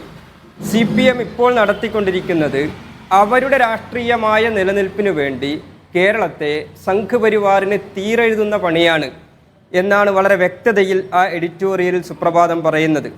വിജയരാഘവനിലൂടെ പുറത്തു വരുന്നത് CPM-ൻ്റെ മുസ്ലിം വിരുദ്ധതയും വെറുപ്പും. അപ്പോൾ പ്രശ്നം ജമാഅത്തെ ഇസ്ലാമിയും CPM-ഉം തമ്മിൽ മാത്രമാണോ? കേരളത്തിലെ തന്നെ മറ്റൊരു പ്രബല മുസ്ലിം സംഘടനയാണ് വിസ്ഡം ഇസ്ലാമിക് ഓർഗനൈസേഷൻ. അവരുടെ പ്രസ്താവനയുണ്ട്. അവരെന്താണ് പറയുന്നത്? മുസ്ലിം രാഷ്ട്രീയ അവബോധത്തെ വർഗീയമായി ചിത്രീകരിക്കാനുള്ള നീക്കങ്ങൾ അപലപനീയം. അതിൻ്റെ വിശദാംശങ്ങൾ ഒരുപാട് കാര്യങ്ങൾ അവർ പറയുന്നുണ്ട്. സമസ്ത AP വിഭാഗം മുസ്ലിം സമുദായത്തിലെ, കേരളത്തിലെ മുസ്ലിം സമൂഹത്തിലെ മറ്റൊരു പ്രബലമായ ധാരയാണ് സമസ്ത AP വിഭാഗം. അവർ പറയുന്നു മുസ്ലിം സമുദായം മൊത്തം വർഗീയവാദികളെന്ന വിജയരാഘവൻ്റെ പ്രസ്താവന ആരെ സന്തോഷിപ്പിക്കാനാണ്? ഏറ്റവും ഒടുവിൽ അവരുടെ യുവജന സംഘത്തിൻ്റെ നേതാവ് മുഹമ്മദ് അലി കിനാലൂർ ഫേസ്ബുക്കിൽ ഒരു പോസ്റ്റ് ഇട്ടിട്ടുണ്ട്. അതിൽ അദ്ദേഹം ചോദിക്കുന്നത്, കഴിഞ്ഞ ലോക്സഭാ തെരഞ്ഞെടുപ്പിൽ മലബാറിൽ മാത്രമല്ലല്ലോ കേരളത്തിൽ ഉടനീളം UDF മുന്നേറി, അഥവാ LDF പരാജയപ്പെട്ടു. അതിൽ ക്രൈസ്തവ വോട്ടുകൾ നിർണായകമായ ഒരുപാട് മണ്ഡലങ്ങളുണ്ട്. പത്തനംതിട്ടയുണ്ട്, ഇടുക്കിയുണ്ട്, എറണാകുളമുണ്ട്, ധാരാളം കോട്ടയമുണ്ട്, ധാരാളം മണ്ഡലങ്ങളുണ്ട്. വലിയ ഭൂരിപക്ഷത്തിൽ തന്നെയാണ് അവിടെയും UDF വിജയിച്ചിരിക്കുന്നത്. അവിടെയും UDF വർഗീയവാദികളുടെ വോട്ട് വാങ്ങിയിട്ടാണ് വിജയിച്ചത് എന്ന് പറയാനുള്ള ആർജവം CPM-നുണ്ടോ എന്നതാണ് ചോദ്യം. അപ്പോൾ ഞാൻ പറയുന്നത്, ഇത് യഥാർത്ഥത്തിൽ CPM-നും ജമാഅത്തെ ഇസ്ലാമിക്കും ഇടയിലുള്ള ഒരു പ്രശ്നമല്ല ഇത്. മറിച്ച് ഒരു സമുദായത്തെ ശിക്ഷിക്കുകയാണ് ഇപ്പോൾ CPM ചെയ്യുന്നത്. എന്തുകൊണ്ട് ഞങ്ങൾക്ക് വോട്ട് ചെയ്തില്ല? ഇതാണ് പ്രശ്നം. 2019 തെരഞ്ഞെടുപ്പിലും ഈ കഴിഞ്ഞ പൊതു തെരഞ്ഞെടുപ്പിലും കേരളത്തിൽ മുസ്ലിം സമൂഹം പ്രത്യേകിച്ചും UDF-ന് ധാരാളമായി വോട്ട് ചെയ്തിരിക്കുന്നു. അതിനൊരു സമുദായത്തോടുള്ള ശിക്ഷാവിധിയാണ് ഇപ്പോൾ CPM നടത്തിക്കൊണ്ടിരിക്കുന്നത്. അങ്ങനെ വോട്ട് ചെയ്യാൻ നിങ്ങൾ ആരാണ് എന്നാണ് CPM ചോദിക്കുന്നത്. അങ്ങനെ നിങ്ങളുടെ ഒരു ഇഷ്ടത്തിന്, നിങ്ങളുടെ ഒരു രാഷ്ട്രീയ ബോധ്യത്തിൽ നിങ്ങൾ വോട്ട് ചെയ്യാൻ നിങ്ങൾ ആരാണ് നിങ്ങൾക്ക് അതിനുള്ള അവകാശം നൽകിയിരിക്കുന്നത്? ഞങ്ങളിവിടെയുള്ളപ്പോൾ ഞങ്ങളാണല്ലോ നിങ്ങളെ സംരക്ഷിക്കുന്നത്. ഞങ്ങൾ നിങ്ങളുടെ സംരക്ഷണ അമ്മാവന്മാരാണ്. ഞങ്ങൾ ഈ അമ്മാവന്മാരോട് ഉണ്ടായിരിക്കെ നിങ്ങൾ എങ്ങനെയാണ് മറ്റൊരു കക്ഷിക്ക് വോട്ട് ചെയ്യുക? അങ്ങനെ വോട്ട് ചെയ്തതിന്റെ ശിക്ഷയാണിപ്പോൾ സമുദായത്തിന്റെ നേരെ CPM നടത്തിക്കൊണ്ടിരിക്കുന്നത്. അല്ലല്ല ടി ഷാക്കിർ, ഇതാണ് നിങ്ങളുടെ ആഖ്യാനം. ഇതിനെയാണ് CPM വിമർശിക്കുന്നത്. അല്ലാതെ താങ്കൾ പറയൂ. അല്ലല്ല, ഒരു സെക്കൻഡ് ഷാക്കിർ. ഇപ്പോ ഷാക്കിർ എന്താണ് ഒരു ആഖ്യാനമായി കൊണ്ടുവരുന്നത്? ജമാഅത്തെ ഇസ്ലാമിയെ ന്യായീകരിക്കുകയാണ്, SDPI ന്യായീകരിക്കുകയാണ്, EKയും APയും വിസ്ഡവും ഒക്കെ എന്നാണ്. അപ്പോൾ നിങ്ങൾ എന്തോ ഒരു പ്രത്യേകമായ ഒരു അരക്ഷിതാവസ്ഥ അനുഭവിക്കുന്നു, ആക്രമണം നേരിടുന്നു. നിങ്ങൾ ഈ മുസ്ലിം ജനസാമാന്യത്തിന്റെ പൊതുവായ മനസ്സിനെ തന്നെ പ്രതിനിധീകരിക്കുന്ന കൂട്ടരാണ്. അവരെല്ലാവരും അങ്ങനെ തന്നെ നിങ്ങളെ ഇപ്പോൾ അംഗീകരിച്ചുകൊണ്ട് നിങ്ങൾക്ക് വേണ്ടി ഐക്യപ്പെടുന്നു. ഇങ്ങനൊരു ആഖ്യാനമാണ് ഷാക്കിർ നൽകുന്നത്. MV ഗോവിന്ദൻ കൃത്യമായി പറയുന്നത് നിങ്ങൾ മുസ്ലിം സമുദായത്തിന്റെ അട്ടിപ്പേർ അവകാശികളല്ല, SDPIയും അട്ടിപ്പേർ അവകാശികളല്ല. അവിടെ ബഹുഭൂരിപക്ഷം വരുന്ന മുസ്ലിം ന്യൂനപക്ഷ ജനസാമാന്യം മതനിരപേക്ഷ മനസ്സുള്ളവരാണ്. അവരിലേക്ക് നിങ്ങൾ കടന്നുകൂടുകയാണ്. ആ അപകടത്തെയാണ് CPM ചൂണ്ടിക്കാട്ടുന്നത്. നിങ്ങളെ കൃത്യമായി വേർതിരിച്ചു തന്നെയാണ് അവരുടെ രാഷ്ട്രീയ ലൈൻ. നിങ്ങൾ ന്യൂനപക്ഷമാണെന്ന് തന്നെ പറഞ്ഞുകൊണ്ടാണ് ആ വിമർശനം. ഇരിക്കട്ടെ, ഞങ്ങൾ ന്യൂനപക്ഷമാണ്. ഞങ്ങളൊരു അട്ടിപ്പേർ അവകാശവും ഉന്നയിച്ചിട്ടില്ല, ഉന്നയിക്കാറുമില്ല. EK സമസ്ത CPM നടത്തിക്കൊണ്ടിരിക്കുന്ന ഈ രാഷ്ട്രീയ ധ്രുവീകരണത്തെക്കുറിച്ച് ആശങ്ക അറിയിക്കുന്നു. അവർ ശക്തിയായി പ്രതിഷേധിക്കുന്നു. AP സമസ്ത ആശങ്ക അറിയിക്കുന്നു. വിസ്ഡം ഇസ്ലാമിക് ഓർഗനൈസേഷൻ എന്ന് പറയുന്ന മുസ്ലിം സമൂഹത്തിലെ മറ്റൊരു സംഘടന അവരുടെ ആശങ്കയും അവരുടെ പ്രതിഷേധവും അറിയിക്കുന്നു. ഇന്ന് പത്രത്തിൽ മുജാഹിദ് വിഭാഗത്തിലെ തന്നെ മറ്റൊരു സംഘടനയായ KNM മർക്കസ് ദാവയുടെ പ്രസ്താവനയുണ്ട്. വിവിധ സംഘടനകളുടെ പ്രസ്താവനകൾ വായിക്കാനുള്ള അവസരമല്ല ഇത്. എന്റെ ചോദ്യം രാഷ്ട്രീയ ചോദ്യമാണ്. ഞാൻ അങ്ങയിലേക്ക് വരാം. ജിൻഡോയിലേക്ക് വരുന്നതിന് മുമ്പ്, ഒരു മിനിറ്റ്, ജിൻഡോയിലേക്ക് വരുന്നതിന് മുമ്പ് പ്രകാശൻ മാഷേ, ഇപ്പൊ ഇത്രയും മതസാമുദായ ഈ പറയുന്ന മുസ്ലിം ജനസാമാന്യത്തെ പ്രതിനിധീകരിക്കുന്ന വളരെ പ്രമുഖരായ സംഘടനകൾ അടക്കം നിങ്ങളുടെ ലൈൻ എന്ന് പറയുന്നത് സംഘപരിവാറിന് ഇവിടെ എന്താണോ ഉത്തരേന്ത്യയിൽ അവർക്കിവിടെ സാധ്യമാകാതിരിക്കുന്നത് അത് നിങ്ങളുണ്ടാക്കി കൊടുക്കുന്ന ആ ഇടമെന്നാണ് പറയുന്നത്. ജമാഅത്തിനെ SDPIയോ വേണ്ടി അവർക്ക് വേണ്ടി വാദിക്കുകയാണ് സമസ്തയുടെ മുഖപത്രം എന്ന അഭിപ്രായം അങ്ങേക്കുണ്ടോ? ഇതില് ഈ സാമുദായിക സംഘടനകൾ എന്തു പറയുന്നു എന്നതിനേക്കാൾ ഏറെ ഈ പറഞ്ഞിരിക്കുന്ന കാര്യം വസ്തുതയാണോ എന്നല്ലേ പരിശോധിക്കേണ്ടത്. ഇടിയിപ്പോൾ ചെക്കുട്ടി പറഞ്ഞു അവിടെയുള്ള മുഴുവൻ ജനങ്ങളെയും 3.5 ലക്ഷം വരുന്ന ഭൂരിപക്ഷം ഈ പറയുന്ന ജമാഅത്തെ ഇസ്ലാമിയും അതുപോലെ SDPI സ്വാധീനിച്ചു. ആര് പറഞ്ഞു അങ്ങനെ? വളരെ വ്യക്തമായിട്ട് ഞങ്ങളുടെ സംസ്ഥാന സെക്രട്ടറി പറഞ്ഞു. ഈ SDPI ജമാഅത്തെ ഇസ്ലാമി എന്നെല്ലാം പറയുന്നത് ഈ മുസ്ലിങ്ങളുടെ ഇടയിലുള്ള വളരെ ന്യൂനപക്ഷമായിട്ടുള്ള വിജയിക്കുമ്പോ ഒരു സെക്കൻഡ്, ഇവരെ ഞാൻ ഒറ്റ കാര്യമേ ചോദിക്കുന്നുള്ളൂ. ഭൂരിപക്ഷം വർദ്ധിപ്പിക്കാൻ UDFന് സഹായകരമാകുന്ന രണ്ട് അപ്രധാന ശക്തികളായിട്ടാണോ നിങ്ങൾ ജമാഅത്തിനെയും SDPIയും കാണുന്നത്, അതോ ഇവരുടെ വിജയം ഉറപ്പാക്കുന്ന അവിഭാജ്യ ഘടകമായോ? എന്താണ് ഈ കോൺഗ്രസിന്റെയും UDFന്റെയും വിജയത്തിന്റെ സമവാക്യത്തിൽ ജമാഅത്തിനും SDPIക്കുമുള്ള കൃത്യം ഇലക്ടറൽ റോൾ എന്താണ്? മുസ്ലിം കേന്ദ്രീകരണം ഉണ്ടാക്കാൻ പാകത്തിൽ മുസ്ലിങ്ങൾക്ക് വേണ്ടി എന്നുള്ള നിലക്ക് ലീഗുമായി ചേർന്ന് ജമാഅത്തെ ഇസ്ലാമിയും SDPIയും നടത്തിയിരിക്കുന്ന വർഗീയ പ്രചാരവേല, അതാണ് ഈ പറയുന്ന അവർക്ക് വോട്ട് കിട്ടുന്നതിന് സഹായകമായിട്ടുള്ള പ്രചാരവേല എന്ന് പറയുന്നത് തെരഞ്ഞെടുപ്പില്ലാത്ത ഘട്ടത്തിലും ഒരു രാഷ്ട്രീയ വിമർശനം എന്ന നിലയിൽ ഞങ്ങൾ എല്ലാവരും ഉൾക്കൊള്ളാൻ തയ്യാറല്ല. ഒരു സെക്കൻഡ് ഇവിടെ ശ്രീ NP ചെക്കുട്ടി ചൂണ്ടിക്കാട്ടിയ 4,10,000 എന്ന് പറയുന്ന കണക്ക് അവിടെ നിൽക്കുകയാണ്. അതിൽ നിങ്ങൾ ഈ പറയുന്ന ജമാഅത്തിന്റെയും SDPIയുടെയും സംഭാവന എത്ര? അതിലുള്ള അങ്ങയുടെ മറുപടിയിൽ നിന്ന് എന്റെ ചോദ്യത്തിനുള്ള ഉത്തരമാകും. ഇവർ അപ്രധാന ഘടകങ്ങളാണോ അതോ വിജയത്തെ സുനിശ്ചിതമാക്കുന്ന അവിഭാജ്യ ഘടകങ്ങളാണോ എന്ന ചോദ്യത്തിനുള്ള ഉത്തരം. ഈ സാധാരണഗതിയിൽ ഈ നെക്ക് മത്സരം നടക്കുന്ന സ്ഥലങ്ങളിൽ നിങ്ങൾ ഈ വട്ടിപ്പലെന്ന് കേട്ടിട്ടുണ്ടോ? രണ്ടും ഒരേപോലെ നിൽക്കുകയാണ്. ഇപ്പുറത്തെ ഭാഗത്ത് ഒരു 10 ഗ്രാം വെച്ചാൽ ആ ഭാഗം തൂങ്ങും. ഇവിടെ വിജയരാഘവന്റെ പ്രസ്താവന വളരെ വ്യക്തമാണ്. രാഹുൽ ഗാന്ധിയും പ്രിയങ്കയും വയനാട്ടിൽ വിജയിച്ചത് കോൺഗ്രസും ലീഗും ജമാഅത്തെ ഇസ്ലാമിയും SDPIയും ഉൾപ്പെടുന്ന ചേരിയുടെ പിന്തുണയിലാണ്. ഇതല്ലേ ഞങ്ങൾ പറഞ്ഞിരിക്കുന്നത്? ഇത് വ്യക്തമാണ്. അതിൽ നിന്ന് SDPIയെയും ജമാഅത്തിനെയും മൈനസ് ചെയ്താൽ പ്രകാശം മാഷെ ഈ പറയുന്ന രാഹുലും പ്രിയങ്കയും തോറ്റുപോകുമോ? തോൽക്കില്ല, അതിലെന്താ സംശയമുള്ളത്? പക്ഷേ ഞങ്ങൾ പറയുന്നത് ഈ വർഗീയവാദികളുടെ വോട്ട് വേണ്ടത്, ഇപ്പോൾ പത്രക്കാരത്തോട് ചോദിച്ചിട്ടുണ്ട്, വയനാട്ടിൽ ഇവരുടെ വോട്ട് വേണ്ടെന്ന് പറയുമോ എന്ന് എത്ര തവണ ഇവിടെ കോൺഗ്രസ്സുകാരോട് ചോദിച്ചു വയനാട് തെരഞ്ഞെടുപ്പിൽ. അല്ല, ആ ചോദ്യത്തിന് ജിൻഡോ മറുപടി പറയട്ടെ. ആ ചോദ്യത്തിന് ജിൻഡോ മറുപടി പറയട്ടെ. പക്ഷേ എന്റെ ചോദ്യം അല്ലല്ലോ, ഒരു നിമിഷം പ്രകാശം മാഷേ. അപ്പൊ ഒരു കാര്യം വ്യക്തമാക്കി, അങ്ങയുടെ വാക്കുകളിൽ നിന്നും ഒരു കാര്യം വ്യക്തമാണ്. UDF അല്ലല്ലോ, ഒരു സെക്കൻഡ്, UDFന്റെ വിജയത്തിലെ അനിവാര്യ ഘടകങ്ങളായി നിങ്ങൾ SDPയും ജമാഅത്തിനെയും കാണുന്നില്ല. ഇനി ഇല്ല, ഒരു സെക്കൻഡ്, അങ്ങ് ആദ്യഘട്ടത്തിൽ വിശദമായി കാര്യങ്ങൾ സംസാരിച്ചാണ്. ഇനി നമുക്ക് ചോദ്യോത്തരമായിട്ട് പോകണം. ഇല്ല, പ്രകാശം മാഷേ, അടുത്ത ചോദ്യം. 3 പതിറ്റാണ്ട് ജമാഅത്ത് നിങ്ങളെ പിന്തുണച്ച ഘട്ടത്തിൽ നിങ്ങളുടെ വിജയത്തിന് സുനിശ്ചിതമായ അവിഭാജ്യ ഘടകമല്ലെങ്കിലും ഇപ്പോ UDFന് വിജയിക്കാൻ നിങ്ങൾ കണ്ടെത്തിയിരിക്കുന്ന ഫോർമുലയിലെ ഒരു ഘടകമായി നിങ്ങൾക്കൊപ്പവും ഇവരുണ്ടായിരുന്നില്ലേ? ഇതിൽ ഞങ്ങൾക്ക് ഒരു കാര്യം ഉറപ്പിച്ച് പറയാൻ കഴിയും. ജമാഅത്തെ ഇസ്ലാമി ഉൾപ്പെടെയുള്ള ഈ കേരളത്തിലുള്ള ഒരു വർഗീയ പ്രസ്ഥാനവുമായിട്ട് തെരഞ്ഞെടുപ്പ് കൂട്ടുകെട്ടോ സഖ്യമോ മുന്നണിയോ ഉണ്ടാക്കാൻ LDF ഒരു കാലത്തും CPM നയിക്കുന്ന മുന്നണി മുന്നോട്ടേക്ക് വന്നിട്ടില്ല, ഇനി വരികയുമില്ല. കാരണം വിപത്തിനെ മറ്റാരെക്കാളും അറിയുന്നവരാണ് ഞങ്ങൾ. ഒരു സെക്കൻഡ് ഇപ്പോ ഷിഹാബ് പൂക്കോട്ടൂർ എന്ന് പറഞ്ഞ FB പോസ്റ്റാണ്. അതിന്റെ ആധികാരികത എനിക്കറിയില്ല, പക്ഷേ അതിനകത്ത് ചിത്രങ്ങളും അതിനകത്ത് വസ്തുതകളും അങ്ങേക്ക് പറയാം. ആ വ്യക്തിയെപ്പറ്റി നമുക്ക് വിടാം. അതിനിടെ ചെറിയൊരു കൗതുകം പങ്കുവെക്കാമെന്ന് തോന്നുന്നു. CPMന് ലോക്സഭയിൽ ആകെ 4 അംഗങ്ങളാണുള്ളത്. അതിൽ 3 അംഗങ്ങളും ജമാഅത്തിന്റെ കൂടി പിന്തുണയിൽ ജയിച്ചവരാണ്. 2 പേർ തമിഴ്നാട്ടിൽ നിന്ന്, ഒരാൾ രാജസ്ഥാനിൽ നിന്ന്. 2019 തിരഞ്ഞെടുപ്പിലും തമിഴ്നാട്ടിൽ നിന്ന് വിജയിച്ച CPM സ്ഥാനാർത്ഥികൾക്ക് ജമാഅത്ത് പിന്തുണയുണ്ടായിരുന്നു. രാജസ്ഥാനിലെ സിക്കർ മണ്ഡലത്തിൽ നിന്ന് വിജയിച്ച CPM MP അമ്ര റാമാണ് ഒന്നാമത്തെയും രണ്ടാമത്തെയും ചിത്രത്തിൽ. ഒന്നാമത്തെ ചിത്രത്തിൽ അദ്ദേഹത്തിൻ്റെ വലതുവശം ഇരിക്കുന്നത് ജമാഅത്തെ ഇസ്ലാമി രാജസ്ഥാൻ അമീർ മുഹമ്മദ് നാസിമുദ്ദീൻ. രണ്ടാമത്തെ ചിത്രത്തിൽ അമ്ര റാമിൻ്റെ കൂടെയുള്ളത് ജമാഅത്തെ ഇസ്ലാമി രാജസ്ഥാൻ ഷൂറ മെമ്പർ ഖുർഷിദ് ഹുസൈനും സിക്കാർ ജില്ലാ പ്രസിഡന്റ് ആരിഫ് ജാട്ടുവും. മൂന്നാമത്തെ ചിത്രത്തിലുള്ളത് 2019 കോയമ്പത്തൂരിൽ നിന്നും വിജയിച്ച CPM സ്ഥാനാർത്ഥി PR നടരാജനാണ്. കോയമ്പത്തൂരിലെ ജമാഅത്ത് ഓഫീസിൽ ജമാഅത്ത് നേതാക്കളോടൊപ്പം സഖാബ് ഇരിക്കുന്നതാണ് ചിത്രം.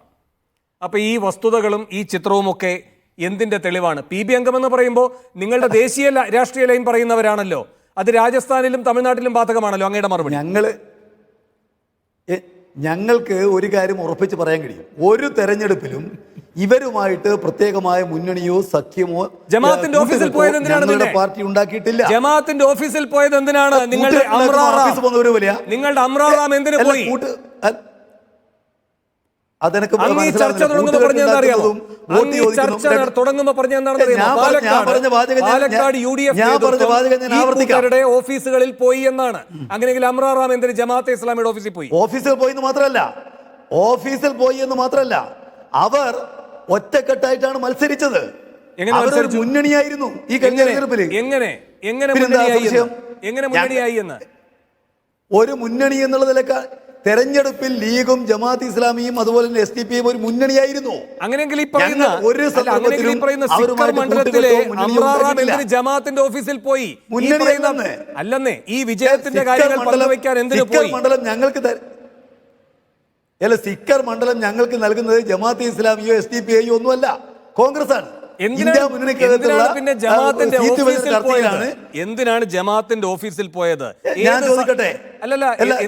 ഇപ്പൊ ഞാൻ തെരഞ്ഞെടുപ്പ് മത്സരിച്ച ഒരാളാണ്. ഞാൻ ആ തെരഞ്ഞെടുപ്പിനകത്ത് ഏത് പാർട്ടിക്കാരെയും കണ്ടിട്ടുണ്ട്. അവർ പോയിട്ട് വോട്ട് ചോദിച്ചിട്ടുണ്ട്. അത് ചോദിക്കണ്ടേ? ഇസ്ലാമിയാണ്, BJP ആണ്, അതുകൊണ്ട് ഒരു സ്ഥാനാർത്ഥിക്ക് പ്രകാശ് മാഷെ സ്ഥാനാർത്ഥിക്ക് എവിടെയും പോകാമെന്നാണ് ഡോക്ടർ ജിൻഡോ ജോൺ പറയുന്നത്. ഒരു സെക്കൻഡ്, അതൊരു യുക്തിയാണ്. സ്ഥാനാർത്ഥിക്ക് എവിടെയും പോകാം, രാഷ്ട്രീയ നിലപാട് രാഷ്ട്രീയ പാർട്ടി പറയുന്നതാണ്, ആ പാർട്ടി പറയുന്നതാണ്. അങ്ങയുടെ മറുപടി? അല്ല, ഞാൻ ഈ പ്രകാശ് മാസ്റ്റർ എന്താ പറയുന്നത്? അദ്ദേഹം ആദ്യം പറഞ്ഞതും അദ്ദേഹം അവസാനം പറഞ്ഞതും ഈ ചർച്ച കഴിയുമ്പോൾ അദ്ദേഹം ഒന്ന് എടുത്ത് കേൾക്കണം. അദ്ദേഹം തന്നെ സെൽഫ് കോൺട്രഡിക്ടറി ആയിട്ടുള്ള വാദങ്ങൾ ഉന്നയിച്ചുകൊണ്ടിരിക്കും. ഒരു സ്ഥാനാർത്ഥി എന്നുള്ള നിലയ്ക്ക് എവിടെയും പോകുന്നു, അദ്ദേഹവും പോയിട്ടുണ്ടെന്നാണ് പറയാം. എല്ലാവരെയും വോട്ട് ചോദിച്ചിട്ടുണ്ട്. അത് തന്നെയല്ലേ കോൺഗ്രസ്സുകാരും ചെയ്യുന്നത്. നിങ്ങൾ ചെയ്യുമ്പോൾ അത് മാത്രമായ പരിപാടി, ഞങ്ങൾ ചെയ്യുമ്പോൾ എന്താ വർഗീയ പ്രവർത്തനം? അതെന്ത് ന്യായമാണ്? കഴിഞ്ഞ ലോക്സഭാ തെരഞ്ഞെടുപ്പിന്റെ സമയത്ത് വസീഫ് എന്ന് പറഞ്ഞ മാഷ അല്ല, അതിന് മറുപടി പറയും. മാഷ ഞാൻ ഒന്ന് പറഞ്ഞോട്ടെ. അല്ലല്ല, മാഷ്കളുള്ള മറുപടി പറയൂ. ഒരു മുന്നണിയായിരിക്കുന്നതും ഒരു സ്ഥാനാർത്ഥിയായി വോട്ട് ചോദിക്കുന്നതും ഒന്നോ? നിങ്ങൾക്ക് വേണ്ടിയാണല്ലോ ഇവരെല്ലാം പറയുന്നത്, പറഞ്ഞോളൂ. 30 ഞാനേ അദ്ദേഹം പറഞ്ഞ അതേ രീതി പറയാത്തിരുന്നത് 30 കൊല്ലക്കാലം ജമാഅത്തെ ഇസ്ലാമിയുടെ വോട്ട് വാങ്ങി പള്ളയെ പിടിച്ചോണ്ടിരുന്നപ്പോൾ നിങ്ങൾക്ക് ഒരു വർഗീയവാദം ഉണ്ടായില്ല, അവർ മതരാഷ്ട്രീയവാദികളായില്ല. ഒരു 20-22 സ്ഥലത്തെ ഉദാഹരണം ഞാൻ പറയാം. SDPI ബന്ധപ്പെട്ട് പങ്ക് കച്ചവടം നടത്തിയതിന്റെ നിങ്ങൾ കഴിഞ്ഞ ലോക്സഭാ തെരഞ്ഞെടുപ്പിൽ പ്രതിരോധത്തിലായി നിങ്ങൾക്ക് ഇരുകൂട്ടരുടെയും വോട്ട് വേണ്ട എന്ന് നിങ്ങൾ പറഞ്ഞത് എന്തിന്? വേണു ഞാൻ പറയട്ടെ മഹാരാജ് കോളേജിൽ അഭിമന്യുവിനെ കൊന്നിട്ടേ പോസ്റ്റ്മോർട്ടം ടേബിളിൽ കിടന്നതിന്റെ പിറ്റേന്ന് വെമ്പായം പഞ്ചായത്തിൽ, തിരുവനന്തപുരം വെമ്പായം പഞ്ചായത്തിൽ CPM-ന്റെ പഞ്ചായത്ത് പ്രസിഡന്റ് തെരഞ്ഞെടുപ്പിൽ SDPI-യുടെ വോട്ട് വാങ്ങിയവർ പഞ്ചായത്ത് പ്രസിഡന്റിനെ ഉണ്ടാക്കിയ ഇവർ ആരോടെങ്കിലും അതിന്റെ കമ്മിറ്റ്മെന്റ് പറഞ്ഞിട്ടുണ്ടോ? അഭിമന്യുവിന്റെ അമ്മ ഇപ്പൊ കോടതി കയറി ഇറങ്ങി നടക്കുകയല്ലേ അല്ലേ? അപ്പൊ നിങ്ങൾക്ക് വോട്ട് കിട്ടുമ്പോൾ ഇവരൊക്കെ മതേതരവാദികൾ, മറ്റാർക്കെങ്കിലും അവർ വോട്ട് ചെയ്താൽ അവരൊക്കെ മതരാഷ്ട്രവാദികൾ. തോന്നിവാസം പറയുന്നതിന് ഒരു പരിധി വേണ്ടേ? മുസ്ലിം ലീഗിന് തീവ്രത കുറവാണെന്ന് പറഞ്ഞ് വഴക്ക് കൂടി പുറത്തേക്ക് ഇറങ്ങിപ്പോയി കഴിഞ്ഞ ആളുകളില്ല, INL-കാർ. അവരിപ്പോൾ നിങ്ങളുടെ മന്ത്രിസഭയിലുണ്ടല്ലോ. നിങ്ങൾ എന്ത് ന്യായം പറയാ? തടിന്റെ ഇവിടെ നിസൈർ അടക്കമുള്ള ആളുകൾക്ക് തീവ്രവാദത്തിലേക്കുള്ള വഴി പറഞ്ഞു കൊടുത്തത് അബ്ദുൽ നാസർ മദനിയാണെന്നൊക്കെ പറയുന്നുണ്ട്. അങ്ങനെയുള്ള അബ്ദുൽ നാസർ മദനിയുടെ PDP-യുടെ പിന്തുണ നിങ്ങൾക്ക് കിട്ടിയല്ലോ, വേണ്ടെന്ന് നിങ്ങൾ പറഞ്ഞോ? അബ്ദുൽ നാസർ മദനി ഗാന്ധിയോളം തുല്യനാണെന്ന് പ്രസംഗിച്ചില്ലേ? അപ്പോൾ ഇതൊക്കെ കാലാകാലങ്ങളിൽ നിങ്ങൾ ചെയ്യുമ്പോൾ മഹത്തരമായ പരിപാടി. സിക്കറിൽ ജമാഅത്തെ ഇസ്ലാമിയുടെ നേതാക്കന്മാരുടെ ഒപ്പം ഇരുന്ന് വോട്ട് നിങ്ങൾക്ക് മേടിക്കാം. അത് കോൺഗ്രസ് തന്ന സീറ്റാണെന്ന് പ്രകാശ് മാസ്റ്റർ സമ്മതിച്ചല്ലോ. ഞങ്ങൾ തന്ന സീറ്റാണെന്ന് നിങ്ങൾ സമ്മതിച്ചല്ലോ. നിങ്ങൾക്ക് ഈ കിട്ടുമ്പോഴൊക്കെ നിങ്ങൾക്ക് നല്ലത്, കുറച്ച് കഴിയുമ്പോൾ നിങ്ങൾ അത് മറന്നുകെട്ട് തോന്നിവാസം പറയും. നിങ്ങളുടെ ചിഹ്നം സംരക്ഷിക്കാൻ വേണ്ടി കഴിഞ്ഞ പ്രാവശ്യം ഞങ്ങളുടെ പിന്നാലെ നടന്നപ്പോൾ 3 സീറ്റ് ഇന്ത്യ മുന്നണിയുടെ ഭാഗമായിട്ട് നിങ്ങൾക്ക് കിട്ടി. കേരളത്തിൽ മാത്രമേ ഒറ്റയ്ക്ക് മത്സരിച്ചുള്ളൂ. കേരളത്തിൽ നിങ്ങൾക്ക് വോട്ട് ചെയ്യാതിരിക്കുമ്പോൾ അവരൊക്കെ മോശക്കാർ. ഇനി ഞാൻ ഒരു കാര്യം കൂടി പറയാം. പാലക്കാടത്തെ കാര്യമുള്ള വേണു എന്നോട് ചോദിച്ചത്, വി വസീഫ് കഴിഞ്ഞ ലോക്സഭാ തെരഞ്ഞെടുപ്പിൽ മത്സരിച്ചപ്പോൾ DYFIയുടെ സംസ്ഥാന പ്രസിഡന്റിനോട് SDPI-യുടെ ജമാഅത്തെ ഇസ്ലാമിയുടെ വോട്ട് വേണ്ട എന്ന് പറയാൻ പറ്റുമോ എന്ന് ചോദിച്ചപ്പോൾ എന്താ പറഞ്ഞതെന്നറിയോ? മത്സരിക്കുന്ന സ്ഥാനാർത്ഥികൾ തെരഞ്ഞെടുപ്പ് രംഗത്ത് വരുമ്പോൾ മത്സരിക്കുന്ന സ്ഥാനാർത്ഥികൾ മുന്നണി നേതാക്കന്മാരും ഒക്കെ സംഘടനകളുടെ വോട്ട് മേടിക്കില്ല, പക്ഷേ വ്യക്തിപരമായിട്ട് ജമാഅത്തെ ഇസ്ലാമിലോ SDPI-ലോ RSS-ലോ CPM-ലോ, CPM-ഉം മറ്റൊരു തീവ്രവാദ സംഘടനയാണ്, അതിലുള്ള ആളുകളുടെ വോട്ട് വ്യക്തിപരമായിട്ട് കിട്ടുന്നതിൽ എന്താ തെറ്റ്? അത് വേണ്ടെന്ന് ആരാ പറയാന്ന് വസീഫ് പറഞ്ഞേ? വസീഫിന് അത് ചെയ്യാം, കോൺഗ്രസ്സുകാർ ചെയ്ത മോശക്കാര്. ഇനി ഞാൻ പറയട്ടെ, പ്രകാശ് മാസ്റ്റർ എല്ലാവരോടും വോട്ട് ചെയ്യിച്ചെന്നല്ല പറയാം. നാളെ ഞാൻ മത്സരിച്ചാലും എന്റെ നാട്ടിൽ ജമാഅത്തെ ഇസ്ലാമിക്കാരുണ്ടെങ്കിൽ ഞാൻ ആ മനുഷ്യരോട് വോട്ട് ചോദിക്കും, SDPI-കാരുണ്ടെങ്കിൽ അവരോട് വോട്ട് ചോദിക്കും, RSS-കാരുണ്ടെങ്കിലും വോട്ട് ചോദിക്കും. ഈ നാട്ടിലെ മുഴുവൻ ആളുകൾക്കും വോട്ടവകാശം ഉണ്ടെങ്കിൽ ആ വോട്ടവകാശമുള്ള പൗരന്മാരോട് വോട്ട് ചോദിക്കുക എന്നുള്ളത് ഒരു തെരഞ്ഞെടുപ്പ് പ്രക്രിയയിൽ ഒരു സ്ഥാനാർത്ഥിയുടെ ഉത്തരവാദിത്തമാണെന്നേ.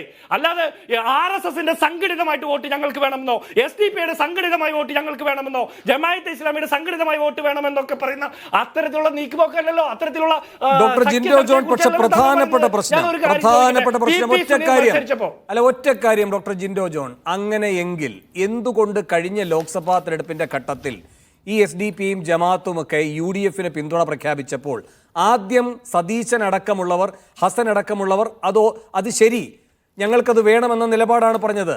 CPM അത് ശക്തമായൊരു രാഷ്ട്രീയ ആയുധമാക്കിയപ്പോൾ ഈ ഹസനും സതീശനുമൊക്കെ പറഞ്ഞത് വിഴുങ്ങി വർഗീയവാദികളുടെ, ഭീകര ബന്ധമുള്ള ഗ്രൂപ്പുകളുടെ ഒന്നും ഒരു വോട്ടും വേണ്ട എന്ന നിലപാടെടുക്കുകയുണ്ടായി. അതിൽ നിന്ന് കാതലായ ഒരു ചുവടുമാറ്റം ഉപതെരഞ്ഞെടുപ്പുകൾ വരുന്ന ഘട്ടത്തിൽ കാണുന്നു. അത് ആരുണ്ടാക്കിയ സാഹചര്യമാണ്? അല്ല, ഇതിലൊരു പ്രശ്നമുണ്ട് വേണു. ഇതിലെ എന്താണ് നമ്മൾ ചർച്ച ചെയ്യുന്നത്? വല്ലാത്ത കഷ്ടം. കഴിഞ്ഞ ദിവസം കേരളത്തിലെ മുഖ്യമന്ത്രിയെ തെരഞ്ഞെടുക്കുന്ന ചർച്ചയായിരുന്നു. ഇപ്പൊ വിജയരാഘവന്റെ വിടുവായുത്തരത്തിന്റെ പുറകെയാണ് ഇവരൊക്കെ. സങ്കരവർഗമായിട്ടുള്ള ചർച്ചയുടെ പുറകെ നിൽക്കുന്ന നമ്മുടെ ഒരു ഗതികേട്. ഞാൻ അങ്ങയുടെ ചോദ്യത്തിലേക്കാണ് വരുന്നത്. അങ്ങയുടെ ചോദ്യത്തിൽ yes or no ക്വസ്റ്റ്യൻ അല്ലല്ലോ, ഇതിന്റെ ഒരു സിറ്റുവേഷനും കൂടി നമ്മൾ പറയണ്ടേ. നമ്മൾ ഏത് തെരഞ്ഞെടുപ്പിലായാലും സംഘടിതമായിട്ട് RSS-ന്റെ വോട്ട് വേണ്ട, SDPI-യുടെ വോട്ട് വേണ്ട, PDP-യുടെ വോട്ട് വേണ്ട, അതുപോലെയുള്ള കക്ഷികളുടെ വോട്ട് വേണ്ട എന്ന് പറയുമ്പോൾ തന്നെ അത്തരം വിഭാഗങ്ങളിലുള്ള മനുഷ്യർക്ക് ആ തെരഞ്ഞെടുപ്പിൽ കോൺഗ്രസ് UDF മുന്നിട്ട് വയ്ക്കുന്ന മുദ്രാവാക്യമാണ് ശരിയെന്ന് തോന്നി വ്യക്തിപരമായിട്ട് വോട്ട് ചെയ്യണമെന്ന് തോന്നിയാൽ ആ വോട്ട് വേണ്ടെന്ന് പറയാൻ ആർക്കാ പറ്റുക? ഒരു സംശയവുമില്ല. പക്ഷെ നിങ്ങൾ തന്നെ അങ്ങ് നേരത്തെ പറയുകയുണ്ടായി, എന്താണോ പ്രകാശൻ മാഷ് പറഞ്ഞു തുടങ്ങിയത് അത് സ്വയം റദ്ദ് ചെയ്യുന്ന വാദഗതിയിലേക്ക് പ്രകാശൻ മാഷ് പോയി എന്ന്. ജിൻഡോ വ്യക്തിപരമായി എത്തുന്ന ഒരു ബുദ്ധിമുട്ടായിട്ട് ഞാൻ ഇതിനെ കാണുന്നില്ല. അങ്ങയുടെ നേതാവ് VD സതീശൻ അങ്ങയെ കൊണ്ട് ചാടിക്കുന്ന ഒരു കുഴി മാത്രമാണിത്. കാരണം കഴിഞ്ഞ ലോക്സഭാ തെരഞ്ഞെടുപ്പിൽ ഒരു നിർണായക ഘട്ടത്തിൽ പ്രതിരോധത്തിലായപ്പോൾ CPM-ന്റെ വാദങ്ങളുടെ മുന്നിൽ ഈ പറയുന്ന VD സതീശൻ പറഞ്ഞു, ഞാൻ പറഞ്ഞത് തെറ്റല്ലല്ലോ, ശ്രീ NP ചെക്കുട്ടി കൃത്യമായി പറഞ്ഞിട്ടില്ലേ, ഈ കൂട്ടരുടെ വോട്ട് വേണ്ട എന്ന് സതീശനെ കൊണ്ട് പറയിക്കുന്ന അത്രയും രാഷ്ട്രീയ സമ്മർദ്ദം CPM-ന് അന്ന് ചെലുത്താൻ കഴിഞ്ഞു. ഇത്തവണ അത് പറ്റുന്നില്ല. അപ്പോൾ CPM കാഴ്ചക്കാരായിട്ട് നിൽക്കുമോ? അതെടുത്ത് പ്രയോഗിക്കില്ലേ? വലിയ പതനമല്ലേ അവർക്ക് കഴിഞ്ഞ തവണ ഉണ്ടായിരിക്കുന്നത്? അല്ല, അതിൽ വേണു ഉള്ള പ്രശ്നം എന്താ വെച്ചാൽ CPM-ൻ്റെ ഈ ട്രാപ്പ്, CPM-ന് ഒരു പൊളിറ്റിക്കൽ സ്ട്രാറ്റജി ഉണ്ട്. ആ സ്ട്രാറ്റജി CPM-ന് വിജയത്തിന് വേണ്ടിയുള്ളതാണ്, കോൺഗ്രസിന് വേണ്ടിയുള്ള വിജയത്തിനല്ല. അപ്പോൾ അതുകൊണ്ട് തന്നെ സതീശനായാലും ശരി, വേറെ ആരായാലും ശരി, അതിനോട് ആ നിലയിൽ പ്രതികരിക്കേണ്ട കാര്യമില്ല. ഞങ്ങൾ വോട്ടർമാരെ കാണും, ഞങ്ങൾ വോട്ട് വാങ്ങും. പിന്നെ ഏതെങ്കിലും ഒരു പാർട്ടി സമ്മർദ്ദം ചെലുത്തുന്നുണ്ടെങ്കിൽ അത് ചില സമുദായ സംഘടനകൾ ഞങ്ങളാണ് ഈ നാട് മുഴുവൻ ഭരിക്കുന്നു പറയും, അതിനെ പരസ്യമായിട്ട് തന്നെ ചെറുക്കണം. അങ്ങനെ ആരെങ്കിലും ഈ തരത്തിലുള്ള സമ്മർദ്ദം ചെലുത്തിയായിട്ട് എൻ്റെ അനുഭവത്തിൽ SDPI ആയാലും ശരി, ജനവായത്തായാലും ശരി, അങ്ങനെയുള്ള ആളുകൾ ഈ NSS SNDP ഒക്കെ ചെയ്യുന്ന മാതിരിയുള്ള ഈ പിന്നെ ഞങ്ങൾക്ക് ഇന്ന ആൾ തന്നെ വേണം, ഞങ്ങളുടെ താക്കോൽ സ്ഥാനത്ത് ഇന്ന ആൾ നിർത്തണം എന്ന് പറയുന്നതായിട്ട് നിങ്ങൾ കേട്ടിട്ടുണ്ടോ? അപ്പോൾ അതുകൊണ്ട് അത്തരം കാര്യങ്ങൾ കുറേ കൂടി പ്രാഗ്മാറ്റിക് ആയിട്ടുള്ള പൊസിഷനിലേക്ക് എല്ലാ പാർട്ടിക്കാരും വേണം. പ്രത്യേകിച്ച് സതീശൻ ആ സമയത്ത് ഒരു തെറ്റ് തന്നെയാണ് പറ്റിയത്, തർക്കമൊന്നുമില്ല. പക്ഷേ ഇനിയെങ്കിലും ജനങ്ങളുടെ വോട്ട് ഞങ്ങൾ വാങ്ങും എന്നുള്ള നിലപാട് തന്നെ ഉറച്ചു നിൽക്കണം. ശരി, ഞാൻ ഇടവേളയ്ക്ക് പോകണം. ഇടവേളയ്ക്ക് ശേഷം മറ്റതിഥികളിൽ പുറത്തു വന്നത് പാർട്ടിയുടെ നാവോ എന്ന സ്പെഷ്യൽ എഡിഷൻ ചർച്ച തുടരുകയാണ്. ശ്രീ പ്രകാശൻ മാസ്റ്റർ, നേരത്തെ ഇപ്പോൾ പറഞ്ഞതിനകത്തൊരു ചെറിയ പിഴവുണ്ടെന്ന് ചിലർ ചൂണ്ടിക്കാട്ടുന്നു. VD സതീശൻ SDPI പറ്റി മാത്രമാണ് പറഞ്ഞത്, ജമാഅത്തിനെ പറ്റി അങ്ങനെ പറഞ്ഞിട്ടില്ല എന്ന്. പ്രത്യേകിച്ചും ആലപ്പുഴ സംഭവത്തിൻ്റെയൊക്കെ അടിസ്ഥാനത്തിലാണ് അവിടെ ഈ പറയുന്ന ഒരു കൊല, അതിനുശേഷം പിന്നെ അടുത്ത കൊലപാതകം, ഇതൊക്കെ നടക്കുന്ന ഘട്ടവുമായൊക്കെ ചൂണ്ടിക്കാട്ടിക്കൊണ്ടാണ് VD സതീശൻ ആ നിലപാട് വിശദീകരിച്ചത് എന്നുമാണ് ഒരു തിരുത്തായി വരുന്ന വിവരം. നമുക്കത് പരിശോധിക്കാം, എങ്ങനെയായിരുന്നു സതീശൻ്റെ പ്രതികരണം എന്നത്. ശ്രീ പ്രകാശൻ മാസ്റ്റർ, ഇവിടെ ഇപ്പോൾ സ്ഥാനാർത്ഥികൾക്ക് പോയിക്കൂടെ എന്ന് അങ്ങൊരു ന്യായം പറയുകയുണ്ടായി. ഇപ്പം ജിൻഡോ പറഞ്ഞല്ലോ, RSSകാരുടെ വോട്ടും ഞാൻ മത്സരിക്കുകയാണെങ്കിൽ സ്വീകരിക്കും. അതിൻ്റെ കാരണം അയാൾ RSSകാരനായിരിക്കുമ്പോഴും കോൺഗ്രസിൻ്റെയോ UDFൻ്റെയോ രാഷ്ട്രീയ ലൈനിനെ അംഗീകരിക്കുന്നുവെങ്കിൽ അതൊരു നേട്ടം തന്നെയാണ്. കാരണം അയാളുടെ എക്സ്പ്രഷൻ എന്ന് പറയുന്നത് വളരെ ജനാധിപത്യപരമായ ഒരു പ്രക്രിയയുടെ ഭാഗമായി കൊണ്ട് നടക്കുന്നതാണ്. അതുകൊണ്ട് അതിനകത്ത് ആപൽക്കരമായി ഒന്നുമില്ല എന്ന് പറയുന്നു. ഭംഗേന്ദ്രൻ അങ്ങും അത് തന്നെയാണ് സമ്മതിക്കുന്നത്. പക്ഷേ ഇത് തന്നെയല്ലേ രാഹുലിനും കിട്ടിയതും. ഇപ്പോൾ പ്രിയങ്കയുടെ വിജയത്തിൻ്റെ മുന്നിലും പിന്നിലും നിന്നത് ഇങ്ങനെ സ്ഥാനാർത്ഥിക്ക് വോട്ട് ചെയ്തവരല്ലേ? ആ കൂട്ടരെ മാത്രം ഒരു പ്രത്യേക സഖ്യകക്ഷിയാക്കി നിങ്ങൾ ചിത്രീകരിച്ചാൽ അവരെങ്ങനെ സഖ്യകക്ഷിയാകും? നിങ്ങളുടെ വാദത്തിലെ ഒരേ ഒരു വ്യത്യാസം എന്ന് പറയുന്നത് ഇവർ സഖ്യകക്ഷികളാണ് എന്ന് നിങ്ങൾ പറയുന്നു എന്നതാണ്. അത് നിങ്ങളുടെ ഒരു വാദം മാത്രമല്ലേ? UDFിനകത്ത് SDPIയും ഈ പറയുന്ന ജമാഅത്തും ഉണ്ടോ? UDF യോഗങ്ങളിൽ ഇവർ പങ്കെടുക്കുന്നുണ്ടോ?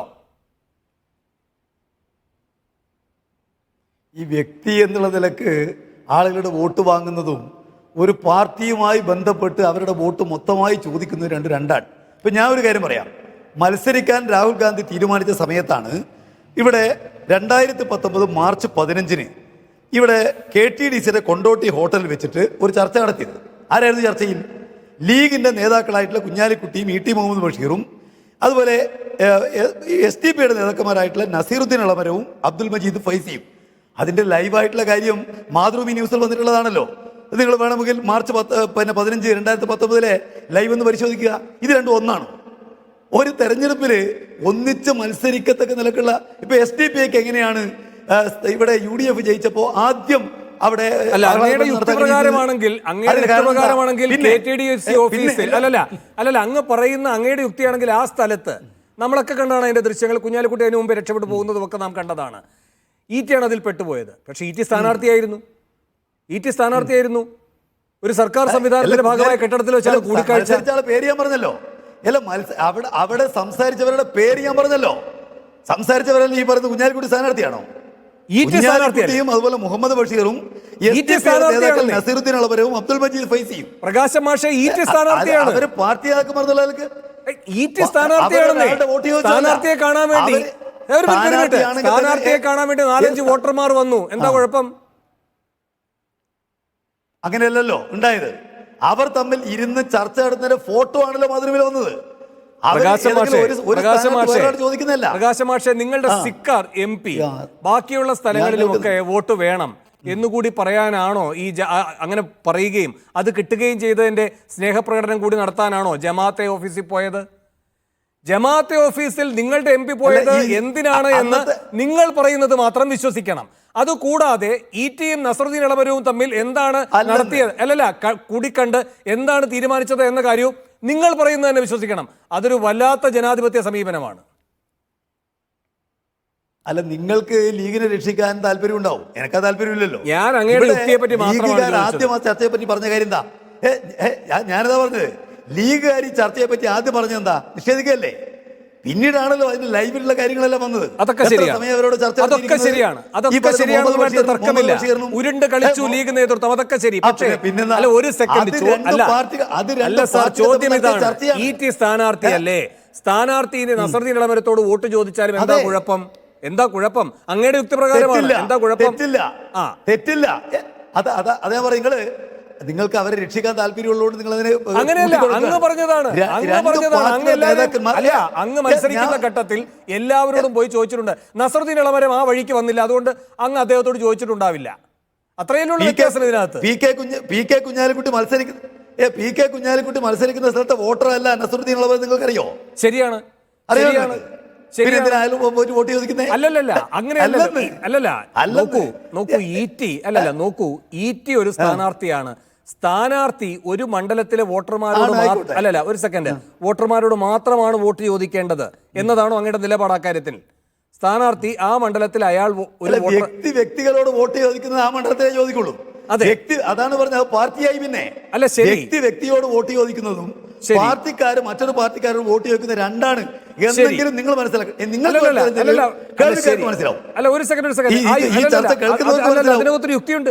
പ്രകാശ് മാഷ് പറഞ്ഞതിനകത്തൊരു യുക്തിയുണ്ട്. ഒരു സെക്കൻഡ്. ഡോക്ടർ ജിൻഡോ ജോൺ, മാഷ് പറഞ്ഞതിനകത്ത് ശരിയുണ്ടെന്നാണ് പറയുന്നത്. പക്ഷേ ഡോക്ടർ ജിൻഡോ ജോൺ, രണ്ട് കാര്യങ്ങൾ. ഒന്ന്, ഒരു സെക്കൻഡ് അല്ലല്ല, ഇതിലൊന്ന് തീർത്തു പോട്ടെ. ഡോക്ടർ ജിൻഡോ ജോൺ, ഓരോ ഘട്ടത്തിലും ഇപ്പോൾ ഈ പറയുന്ന അന്ന് ആ ഹോട്ടലിലെ ദൃശ്യങ്ങൾ പുറത്തു വന്നപ്പോഴാണ് ആദ്യത്തെ ഭാഗങ്ങളെല്ലാം ലീഗ് വിഴുങ്ങിയത്. മാത്രമല്ല, കുഞ്ഞാലിക്കുട്ടി മുഖം തരാതെ അവിടെ നിന്ന് രക്ഷപ്പെടുകയും ചെയ്തു. ആദ്യം ഇതൊക്കെ നിഷേധിക്കുകയാണ് ചെയ്തത്. പ്രകാശ് മാഷ് പറഞ്ഞതിനകത്തൊരു യുക്തിയുണ്ട്. നസറുദ്ദീൻ ഇളമരം ആ മണ്ഡലത്തിലൊരു വോട്ടറാണെങ്കിൽ ചോദിക്കാം. അങ്ങനെയല്ലാതെ ആണ് എങ്കിൽ പ്രസ്ഥാനത്തിൻ്റെ ഭാഗമായി ഒരു കൂടിക്കാഴ്ചയിലൂടെ കിട്ടുന്നത് ബൾക്കായിട്ടുള്ള വോട്ട് ചെയ്യാനുള്ള ഉറപ്പാണ്. ഒരു വോട്ടിൽ തീരുന്നതല്ല ആ സ്ഥാനാർത്ഥി നടത്തിയ ആ കൂടിക്കാഴ്ച എന്ന വാദത്തോടുള്ള താങ്കളുടെ നിലപാടെന്താണ്? എനിക്ക് അതിനോട് യോജിപ്പില്ല. കാരണം CPM-മാർ ഇപ്പോൾ പ്രകാശ് മാസ്റ്റർ തന്നെ പറഞ്ഞില്ലേ, വേണു ചോദിച്ചപ്പോൾ അതിലൊരു യുക്തി ഉണ്ടെന്ന് പറയുമ്പോൾ എന്ത് യുക്തിന്ന് അദ്ദേഹത്തിന് പോലും യുക്തി ഉണ്ടെന്ന് തോന്നാത്തൊരു കാര്യമാണ് അദ്ദേഹം പറഞ്ഞത്. അതാണ് എന്താണെന്ന് വെച്ചാൽ ഇതിൽ നസറുദ്ദീൻ ഇളമരത്തിനെ കാണുകയോ ആരെ കാണുക എന്നുള്ളത് ഓരോരുത്തരുടെയും ചോയ്സ് അല്ലേ. CPM-മാർ എന്തിന് ഇതിന്റെ പുറകെ ഒളി ക്യാമറയായിട്ട് നടക്കുന്നത്? ഇനിയിപ്പോൾ മോശപ്പെട്ട പ്രവർത്തനമാണ് ലീഗ് നേതൃത്വം ചെയ്തതെങ്കിൽ നിങ്ങൾക്കതൊരു മേന്മയല്ലേ? നിങ്ങൾ പറഞ്ഞിട്ട് എന്താ നാട്ടുകാർ വിശ്വസിക്കാതിരുന്നത്? ഈ SDPI-യുമായിട്ട് ചങ്ങാത്തം കൂടിയാണ് ലീഗ് മത്സരിക്കാൻ നോക്കിയത് എന്നാണല്ലോ നിങ്ങൾ പറയുന്നത്. എങ്കിൽ ഈ ലീഗിന്റെ സ്ഥാനാർത്ഥിക്ക് വോട്ട് ചെയ്തത് മുഴുവൻ മുസ്ലിം ലീഗുകാരാണോ? ഈ വയനാട്ടിൽ രാഹുൽ ഗാന്ധി 2019 മത്സരിക്കാൻ വന്ന കാര്യമുള്ള താങ്കൾ പറയുന്നത്. 2019 വയനാട്ടിൽ രാഹുൽ ഗാന്ധിക്കെതിരെ മത്സരിച്ചത് PP സുനീറാണ്. ഒരു മുസ്ലിം മതവിശ്വാസിയായിട്ടുള്ള PP സുനീർ, മുസ്ലിം പ്രാക്ടീസിങ് മുസ്ലിം ആണോ എന്ന് എനിക്കറിയില്ല, പക്ഷേ അദ്ദേഹം മുസ്ലിം ആണല്ലോ. സ്വാഭാവികമായിട്ടും PP സുനീറിന് വോട്ട് ചെയ്യാതെ ഹിന്ദു ആയിട്ടുള്ള രാഹുൽ ഗാന്ധിക്ക് വോട്ട് ചെയ്ത വയനാട്ടിലെ മുസ്ലിങ്ങളല്ല യഥാർത്ഥ മതേതരവാദികൾ. അവരെയാണോ നിങ്ങൾ മത തീവ്രവാദികൾ എന്ന് പറയുന്നത്, മതരാഷ്ട്രീയവാദികൾ എന്ന് പറയുന്നത്? എന്തും തേങ്ങമലത്തെ വർത്താനം നിങ്ങൾ ഈ പറയുന്നത്. നിങ്ങൾക്ക് തന്നെ ഒരു പിടുത്തമില്ല എന്താ പറയുന്നതെന്ന്. രാഹുൽ ഗാന്ധിക്ക്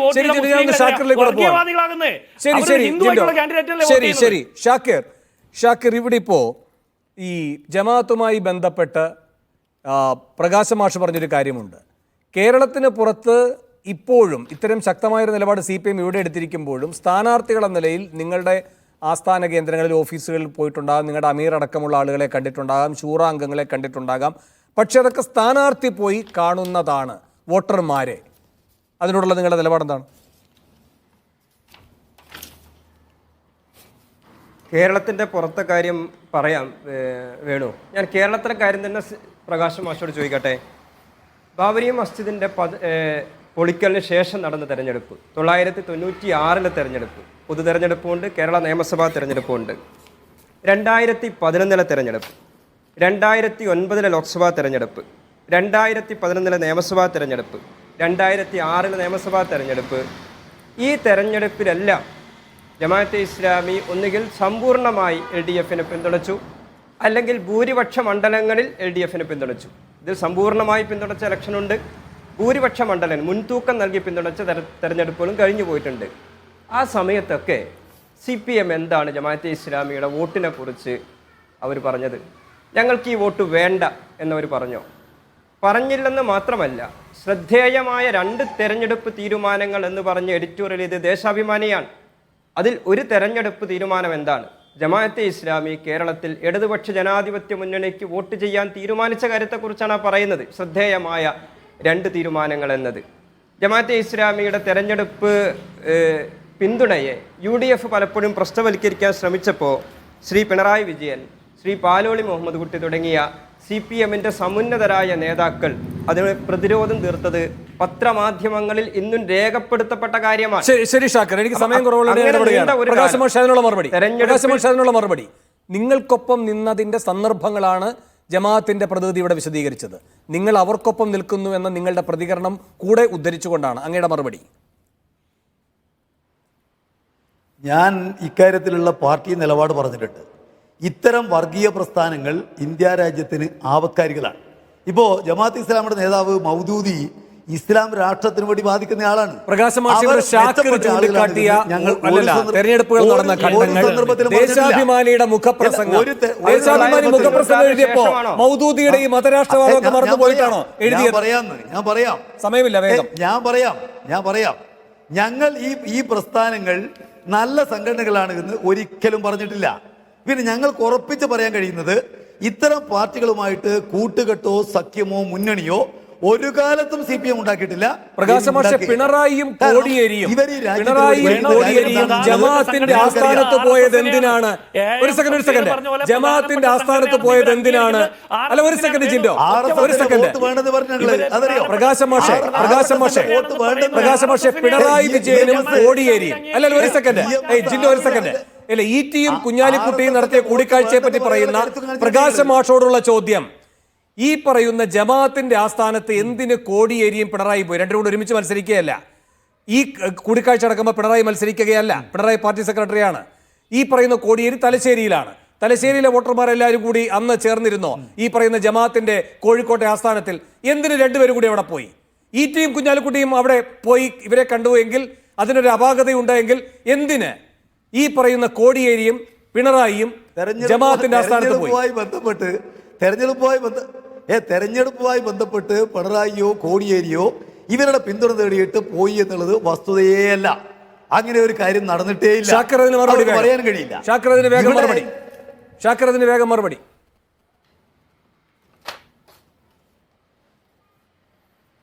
ജമാഅത്തെ ഇസ്ലാമി LDF-ന് പിന്തുണ പ്രഖ്യാപിച്ചപ്പോൾ ആ പിന്തുണയെ പ്രശ്നവൽക്കരിക്കാൻ UDF ശ്രമിച്ചിരുന്നു. അതിന് മറുപടി പറഞ്ഞുകൊണ്ട് പിണറായി വിജയൻ മാധ്യമങ്ങളോട് പറഞ്ഞ കാര്യമുണ്ട്. ഇന്ന് ജമാഅത്തിന്റെ ആസ്ഥാനത്ത് രണ്ടുപേരും വന്നത് എന്തിനാണെന്നാണ് ചോദ്യം. ജമാഅത്തിന്റെ ആസ്ഥാനത്ത് പിണറായിയും കോടിയേരിയും വന്നത് എന്തിനാണെന്നാണ് ചോദ്യം. ജമാഅത്ത് നേതാക്കളുമായിട്ട് ശ്രീ പിണറായി വിജയൻ കൂടിക്കാഴ്ച നടത്തിയിട്ടുണ്ട്. ആലപ്പുഴ ഗസ്റ്റ് ഹൗസിൽ കൂടിക്കാഴ്ച നടത്തിയിട്ടുണ്ട്. തെരഞ്ഞെടുപ്പ് രാഷ്ട്രീയവുമായി ബന്ധപ്പെട്ട് തന്നെയാണ് ചർച്ച നടത്തിയത്. ആലപ്പുഴ ഗസ്റ്റ് ഹൗസിൽ വെച്ച് ചർച്ച നടത്തിയത് തെരഞ്ഞെടുപ്പ് രാഷ്ട്രീയവുമായി ബന്ധപ്പെട്ട് തന്നെയാണ്, പിന്തുണയുമായി ബന്ധപ്പെട്ട് തന്നെയാണ്. പിന്നെ ഞാനിവിടെ ഉന്നയിക്കുന്ന പ്രശ്നം എന്താന്ന് ചോദിച്ചാൽ, ഈ ജമാഅത്തെ ഇസ്ലാമിയുടെ പിന്തുണ കിട്ടിയോ നേതാവാണ് ഞങ്ങളല്ലേ ചർച്ച നടത്തിയത്? പ്രകാശം മാഷേ, ജമാഅത്തെ ഇസ്ലാമി നടത്തിയ ചർച്ചയെ നിങ്ങൾ നിരാകരിച്ചതുകൊണ്ട് എന്താ കാര്യം? ആലപ്പുഴ ഗസ്റ്റ് ഹൗസിൽ വെച്ച് വഴിക്ക് പോകുമ്പോൾ അവർ ഒരേ ബസ്സിലാ പോയത്.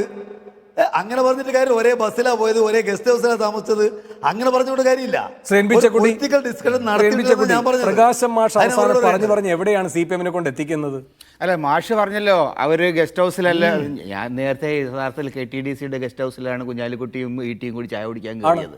അവിടെ ഈ ഇളവരെ മറ്റേ അങ്ങനെയും പറയാമല്ലോ. SDP-യുടെ ഓഫീസിൽ ഇളവരെ ഇരിക്കുന്ന സമയത്ത് ഇവരും അവിടെ പോയി കണ്ടു കഴിഞ്ഞാൽ കാര്യം രാഷ്ട്രീയമായിട്ടുള്ളൊരു, അല്ലാതെ ഒരു പൊതുസ്ഥലത്ത് ഒരാൾ മാഷ് പറഞ്ഞ ഒരു ബസ് കയറുന്ന സമയത്ത് ആ ബസ്സിൽ ET ഇളമരം കയറി വീണ്ടും വിചാരിച്ചിട്ട് നിങ്ങൾക്ക്, അല്ല ഇളമരം നസറുദ്ദീൻ ഉണ്ട് വിചാരിച്ചിട്ട് നിങ്ങൾക്ക് ബസ് കയറാതിരിക്കാൻ പറ്റുമോ? ഇതൊക്കെ വളരെ ദുർബലമായിട്ടുള്ള രാഷ്ട്രീയമായിട്ട് നിങ്ങളെ ഭീഷണിപ്പെടുത്താൻ ശ്രമിക്കുന്നോ? നിങ്ങൾക്ക് നാട് ഭരിക്കുന്നതിൽ അതേ സമയത്തിന്റെ കാര്യം തന്നെയാണ് ഞാൻ പറയുന്നത്. ഇത്തരം സമ്മർദ്ദ തന്ത്രങ്ങളെ പൂർണ്ണമായിട്ട് തിരസ്കരിക്കണം. അത് ചെയ്യുന്നുണ്ടോ? പത്രപ്രവർത്തകനാണല്ലോ. ശരി, സമയം കഴിയാണ് പ്രകാശ് മാഷേ. അല്ലല്ല, സമയം കഴിയാണ് പ്രകാശ് മാഷേ, സമയം കഴിയാണ്. അവിടെ ഇടപെടുകയാണ്. എന്തായാലും ജമാഅത്തിനെയും SDP-യെയും ഒക്കെ പ്രതിരോധത്തിലാക്കുന്ന പുതിയ രാഷ്ട്രീയ ലൈൻ CPM സ്വീകരിക്കുമ്പോഴും അവരുടെ തന്നെ പിൻചരിത്രം അവരെ വേട്ടയാടുന്നു. ഇന്നിപ്പോ സുപ്രഭാതത്തിന്റെ മുഖപ്രസംഗം അവർക്ക് അപ്രിയമായ ചില സത്യങ്ങൾ ഓർപ്പിക്കുന്നുവെങ്കിൽ ദേശാഭിമാനിയുടെ മുഖപ്രസംഗം CPM-ന് ഈ കാര്യത്തിലുള്ള ഇരട്ടത്താപ്പും വ്യക്തമാക്കുകയാണ്. വളരെയധികം നന്ദി. ചർച്ചയിൽ പങ്കെടുത്ത എല്ലാവർക്കും.